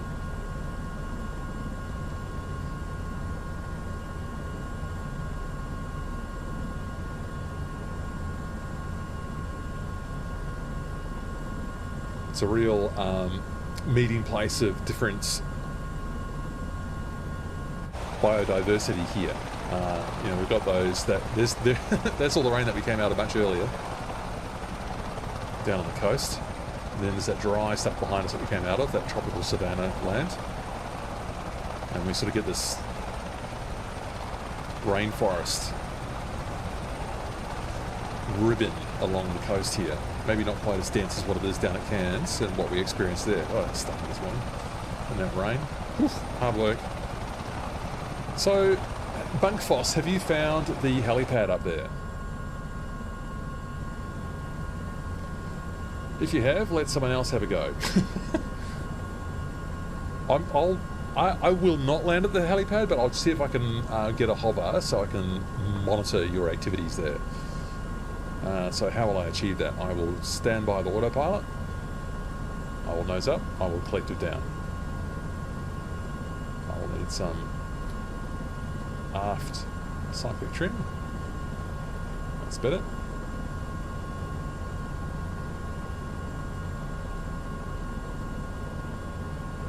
Yeah, time zones sure are mysterious, Malamboo. Other places that suit this time zone well, in terms of us doing international flying, west coast of the USA, Hawaii, where we've still never flown. South America, although we found the scenery is a bit lower resolution there, which is not quite as satisfying.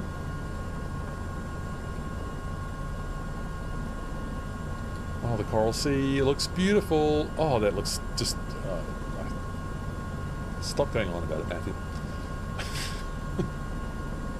Stop going on about the scenery. Everyone knows it's gorgeous. There you go. I think it looks so great. I haven't found the helipad yet. It's over to my left, is it? I won't land. I'll just admire your landings. Oh, it's so good. Cooktown. I've not been to Cooktown, but look at it. This is great. I've not been up here.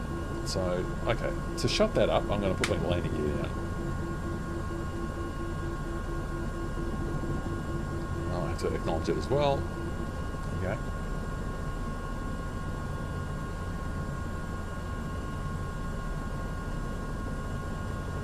You want your own helipad? Well, Malamboo, if you look at my tutorial, you will see that you can add your own helipad in MSFS 2024, which is quite a satisfying activity. Because then you can start your flights there, and you can put a parking area as well. You can even start Shutdown. Alright, I'm going to monitor from a safe distance up here. Cube Store's made it. Nice landing there. It's a bit dense, the foliage, even with Bijan's Seasons Enhanced in.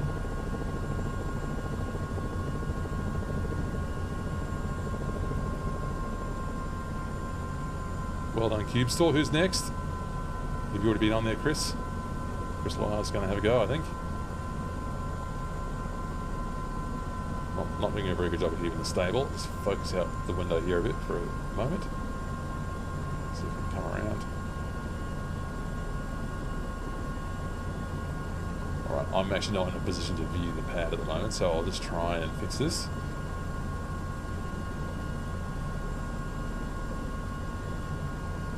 What if I had a spot of downdraft or updraft there? Because that's gone a bit weird there.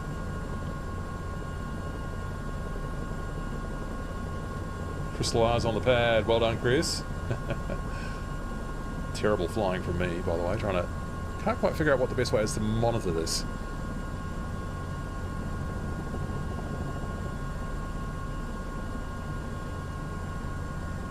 I don't have a hover button in the Bell 222 like the H145 does. Which is cheating, obviously, but does make this a bit easier. It's not really cheating, I'm just being cheeky, but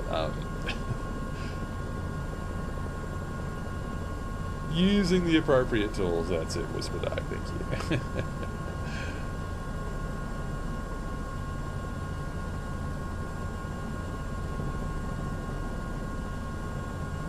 Alright, I'll wait for one more person to come down onto this pad, and then I'll get moving back along to Cooktown Airport.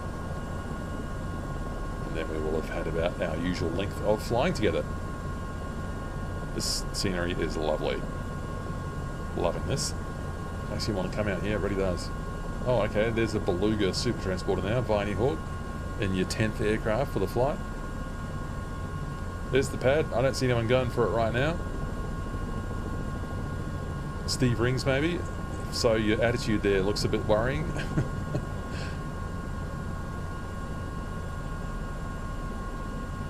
Kim DK, DJ maybe. DJ can give us a lesson on how it's done.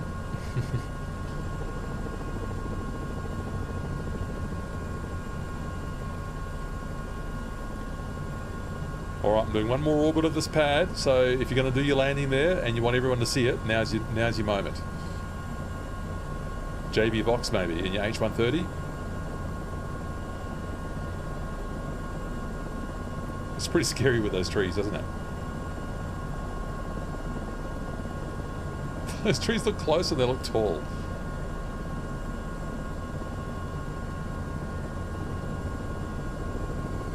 Oh, JB Vox made quite a sudden descent there at the end.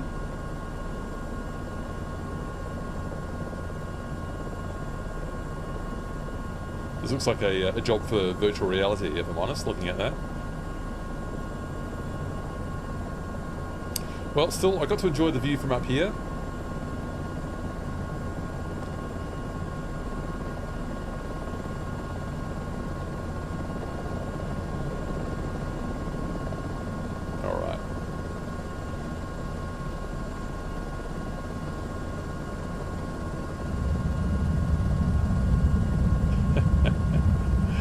VRS simulated here in the 222. Oh, I'm never going to be able... Whoa! I said, I'll never be able to get down to there, then I almost did it. Yeah, those trees are very annoying. Okay, I'm done with that pad. I'm done with that pad. Let's get back over to Cooktown. Oh, look, I've got to have it. No, I've got to do it. I've got to do it. I've got to have one. Is someone on it yet? I'm going to go around one more time. I've got to do it.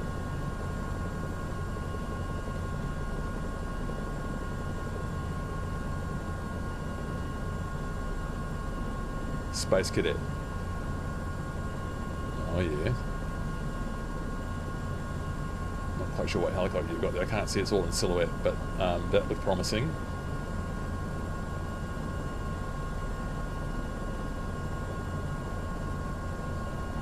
So the trouble here for me is I can't really see down very well with the Bell 222.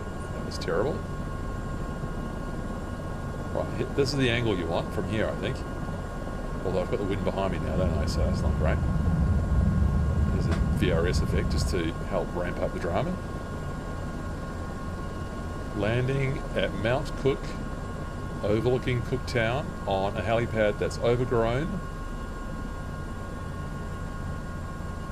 and surrounded by these tall trees which are far too close. VRS warning again.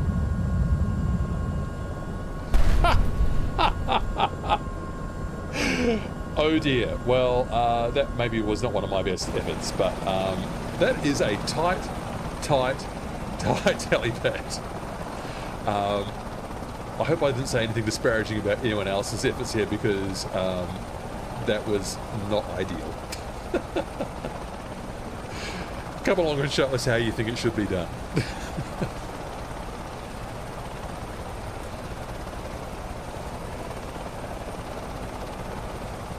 All right, butter. Hilarious. Oh, sorry, I just blocked my chat now. I can't see what you... There we go. Butter. All right. Over to Cooktown.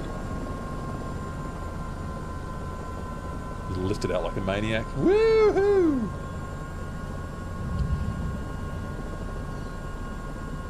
All right, that was fun.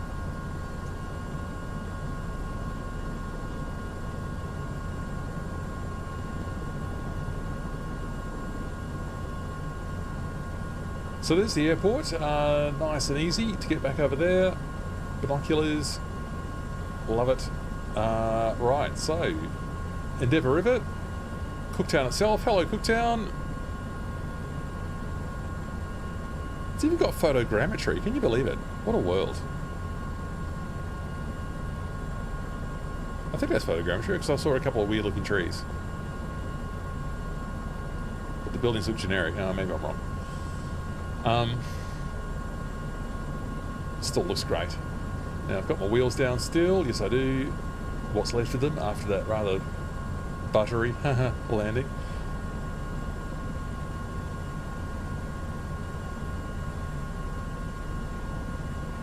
Wow, contrast this to that rain we had at the start. Wow.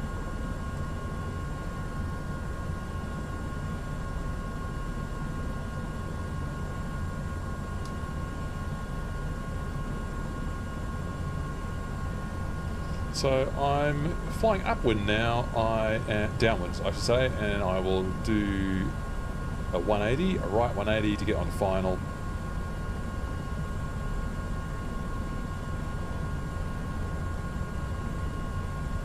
Helicopter 5432, thanks very much for that compliment. I'm glad you had a great time on the flight today, and we'll look forward to having you along again soon, another time. Oh, I'm going way too fast.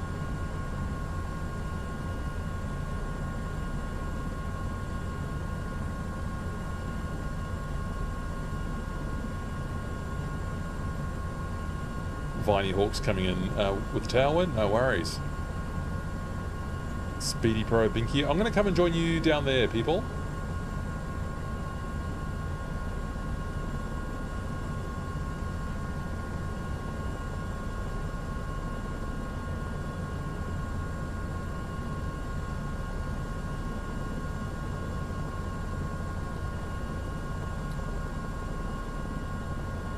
Okay, just about. There's a bit of speed, and we'll do this. Oh, James Hanson, we've got to do this again. So, James, how did you go? Because you're having a bit of a time getting started, but you flew there with us in the end. Yeah, I just didn't know which one was your name tag in the with the pilots. You see, so because we've got different names in YouTube and MSFS. So I'm glad you had a good time, and you are always welcome. Oh, this is beautiful. This really makes you want to come up and have a look at Cooktown. It really does.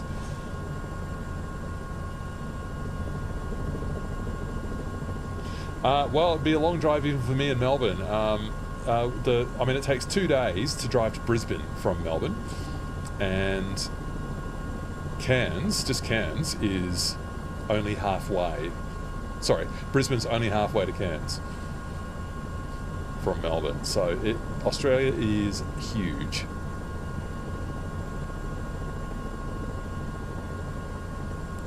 60 knots. I'm going to try a rolling landing again as well. Get it a bit slower than that though.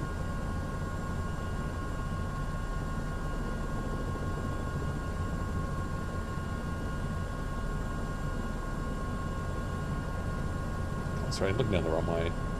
20 knots there now. Oh, now that was butter. That was butter. Very happy with that landing. I'm just going to try and find the other pilots. You're a bit further down there.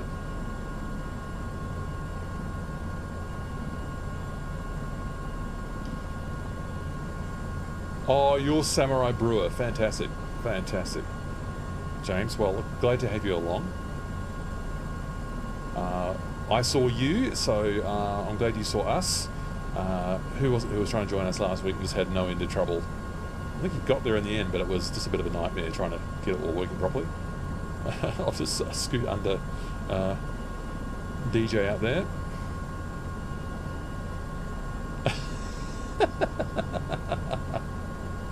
Yeah, you're doing your lateral taxi. Nice.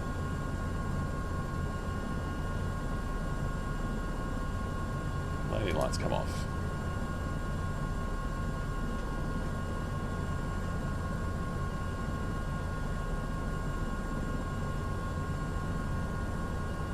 Murray JC and your faithful H125, very good.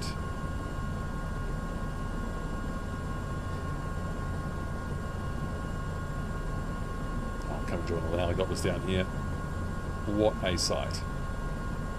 Well, it's hard to get the collective in just the right place with the Bell 222 just to taxi smoothly, and you do need cyclic inputs as well. Oh, Mullumboo, you're blue. I thought that might have been you. Oh, again, I've just done it again. So when you lower the collective, it really just wants to stop almost instantly. So it doesn't have a lot of momentum. Yeah. Now, do we have a tidy line going here, or is it just join the circle?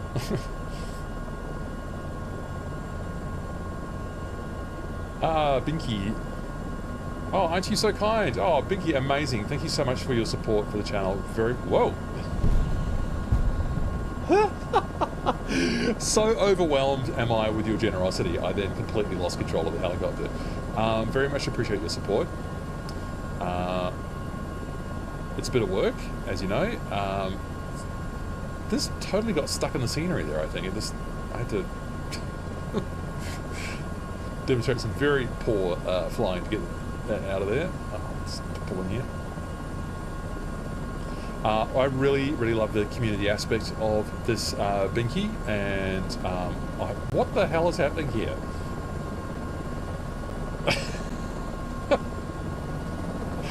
I've lost all control. Okay, so what is going to have to happen is I'm going to need to turn these graphics settings down. It's amazing that I got through the trip and only have to do this now. How annoying. Really love the community aspect of what we do, binky, and I'm just always so thrilled that people want to come together, join these flights with us, experience maybe a part of the world they might not have had a reason to do so before, talk about helicopters, share wisdom. Grateful to hear people talking about their experiences with other simulators, what they've heard about other add-ons. And the videos will most certainly keep on coming. The next one will likely be about my experiences flying an X-plane. Right, this is a terrible parking job we've done here, but maybe I'll try and come over to Whisper Dark over here. No, sorry, Chris, who's now in a different livery from my perspective.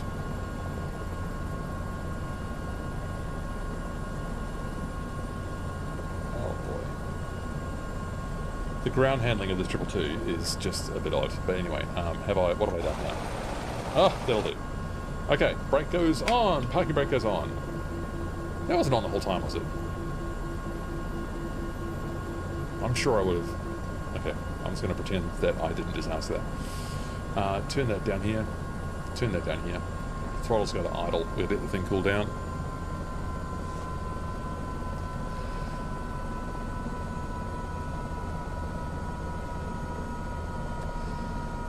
And then, as the engine chills out, we chill out.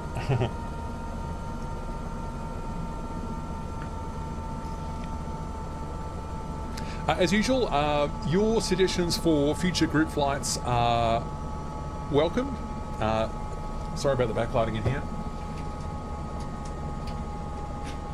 That's about as good as it gets.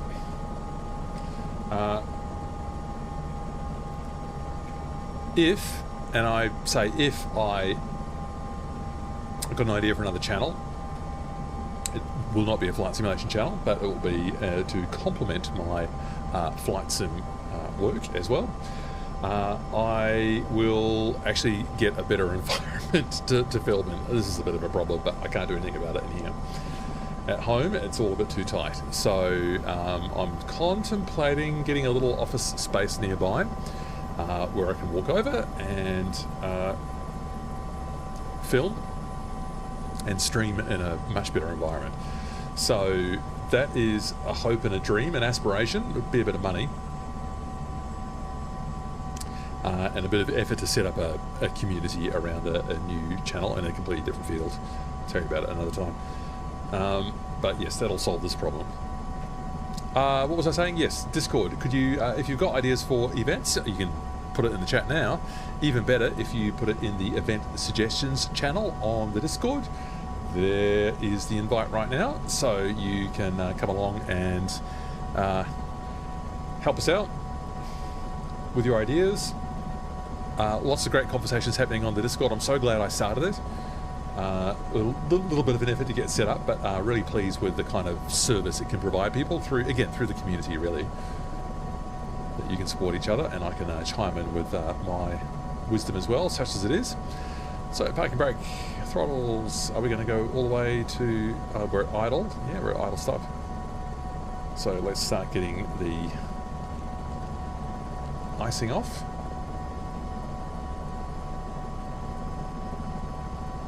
And the pitot is done as well. That's all fine. Gen 1 and 2 come off. Inverter 1 and 2 come off. It's done. The bus interconnect switches, which I don't think I ever had on. Whoops. If I actually knew where they were. Is it the fuel interconnect? Anyway, I don't know.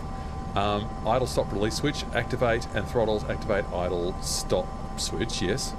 Right, so that just means turning off the engine basically. So we use the switch here.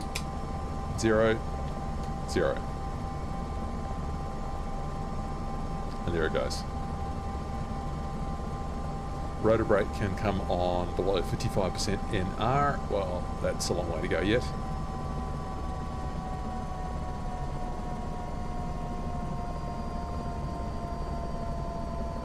Golden Gamer, oh, might be a bit late next week. Well, I'd love to have you along, of course. See you then. Can't get my Discord to work, so here is the link. Oh, okay.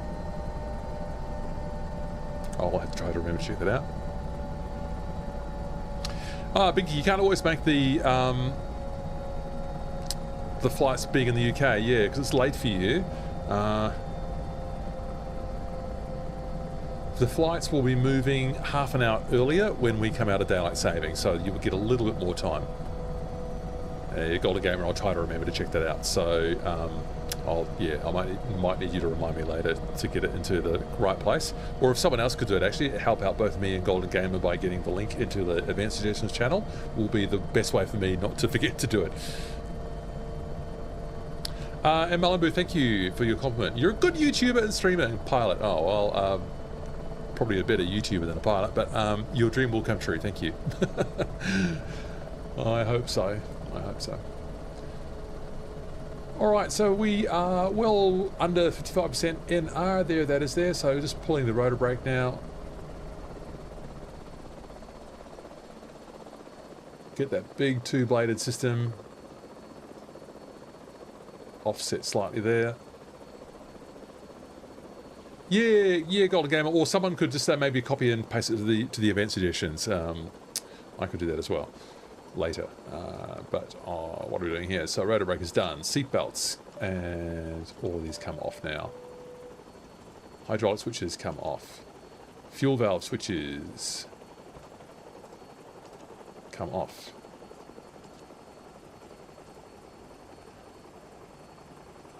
Anti-coil off, position off. Oh, those are the bus interconnects over there. Oh god. Position off, interior light switches, well, that's all of these. Off you come, all of you go off, and the battery goes off. We're done. What a flight. That was fun.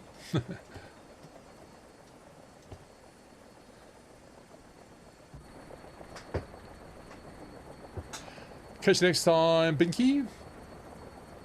The rotor brake won't stay engaged. Yeah, you might need to use a different binding. Like I've got it on an axis. Oh, I've stopped that rotor in the worst place. I thought I was going to get at about 1 o'clock. That's at 9 o'clock. Wow, the Bell 222, that system is amazing, isn't it? A huge two-bladed system. Not the most detail on there, you got to say.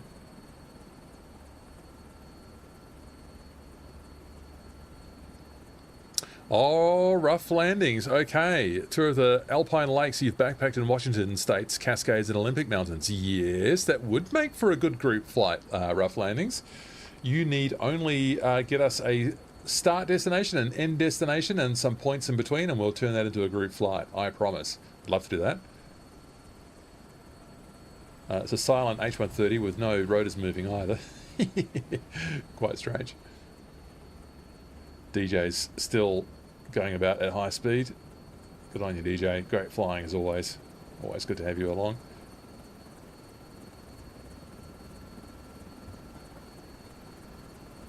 Is this Whisper Dark in the MH60? Space Cadet, sorry. There you go. Hello to you. Good to have you along. Viney Hawk's Sky Crane floating off the ground slightly. Now, has there been some suggestion that the Sky Crane has been updated? Who was talking about that? I just haven't got to the bottom of that yet. And the 407, actually, in Sim Update 5, which I just have not looked at, and which I won't be looking at today because today is going to be an X-Plane day. Oh, the H1. Yeah, so I'll just put you online again there now, Whisper. But you're saying, yeah, the 407's been transferred to a different developer. Yeah, there's a new company providing it. I don't remember which one in Beta 5. So. Interesting. Go ahead. Who was that person? Rough Landings. I think it's Any Builds was taking it over. Any Builds has taken over the 407. That sounds right. Wow. That's I didn't see that coming. That's very interesting. I noticed that Nemeth also supplied the 3D model for the Alpine Studios AS350B2. So I don't quite know what that means, whether it's an older exterior model that they purchased and updated, or whether it was just a partnership and one studio did the interior stuff and one did the 3D model. That's very interesting, because Nemeth is kind of Nemeth, I'm sorry, I don't know how to say it, were the developers of the 407 originally, and honestly, no one ever loved that helicopter. A bit of a pity. Everyone wanted good things of it. I did a video on the Echo 19 sound pack for the 407, and even at that time I was saying it's great to see this machine getting some love, because it's sorely lacked it over the years, you know what I mean? So it'd be very interesting to see what happens with this Any Builds development then. I just have not loaded Sim Update 5, so have not had a chance to sample that yet. Too many other things to do. So that's the situation there. I'll be testing that 407 out. Has anyone actually flown the 407 yet since it's been transferred, or maybe it hasn't really changed much yet? I've flown it a little bit. It's a lot more stable. Yeah, if there was any machine, rough landings, that ever had that sense that you were flying hanging underneath the disc, it was that 407, but it was kind of like almost too much. So you really had to think ahead with how you flew it. Golden Gamer, you've put everything in the comments of this free animal will become your... okay, I got a video that you'll need. I hope that helps. Thank you again. Yes, thank you, Golden Gamer. I'll check that out. Yes, I will get a notification for that, so I'll be able to see it. Good. So it's a lot more stable, rough landings, the 407. That's good to hear. That's good to hear.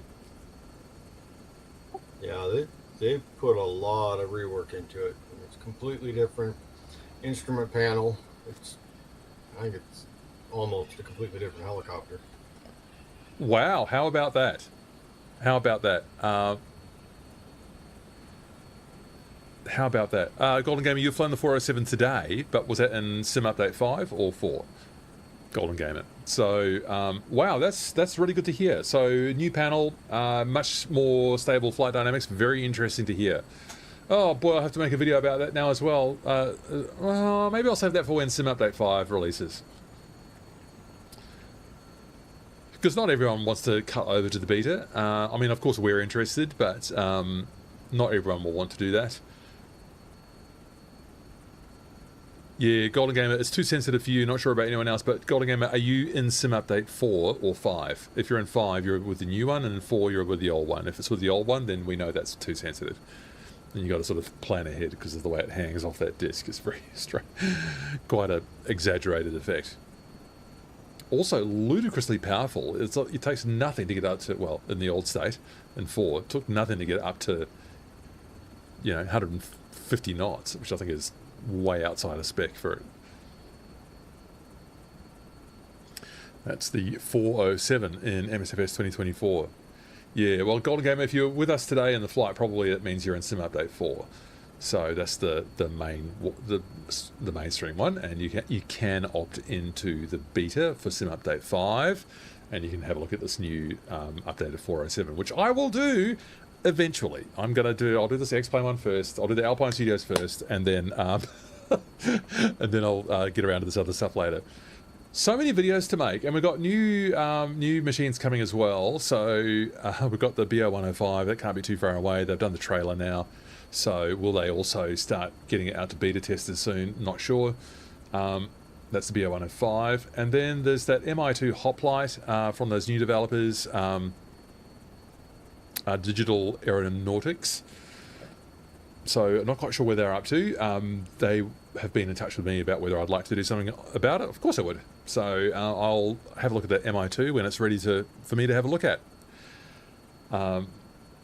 Not one of the world's prettiest helicopters, but some people like an ugly machine. I always thought that my favourite fixed-wing aircraft in 2020 was the Caribou. Oh boy, that is not a pretty aircraft, but I was always in love with that.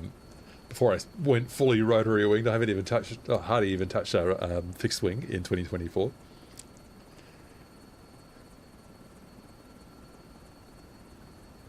Well, last call for questions, last call for observations, insights and wisdoms before I end the stream, at which point then I will go off to hear from anyone who wants to talk in Discord, and then I'll go and get my coffee. Golden Gamer, what helicopter you want someone to add in MSFS is the Mi-26, the largest helicopter in the world. You'd definitely look it up. Just love it so much. Yes, I think I saw a YouTube video once about them starting it up, which looks like just the most arduous process that you can imagine. The world's largest helicopter. People crawling all over it with grease guns.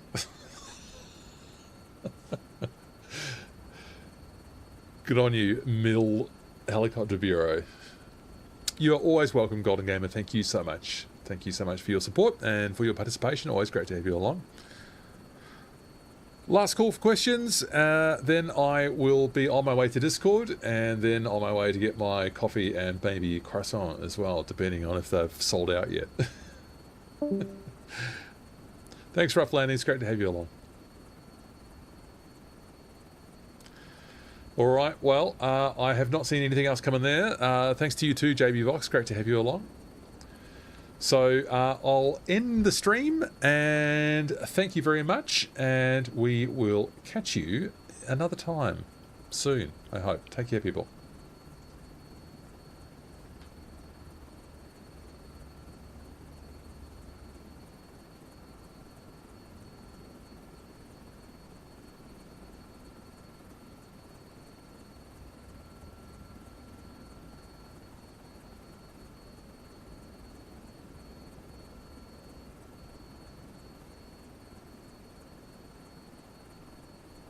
Well, great flying. Thanks, guys. I'll start working on putting together that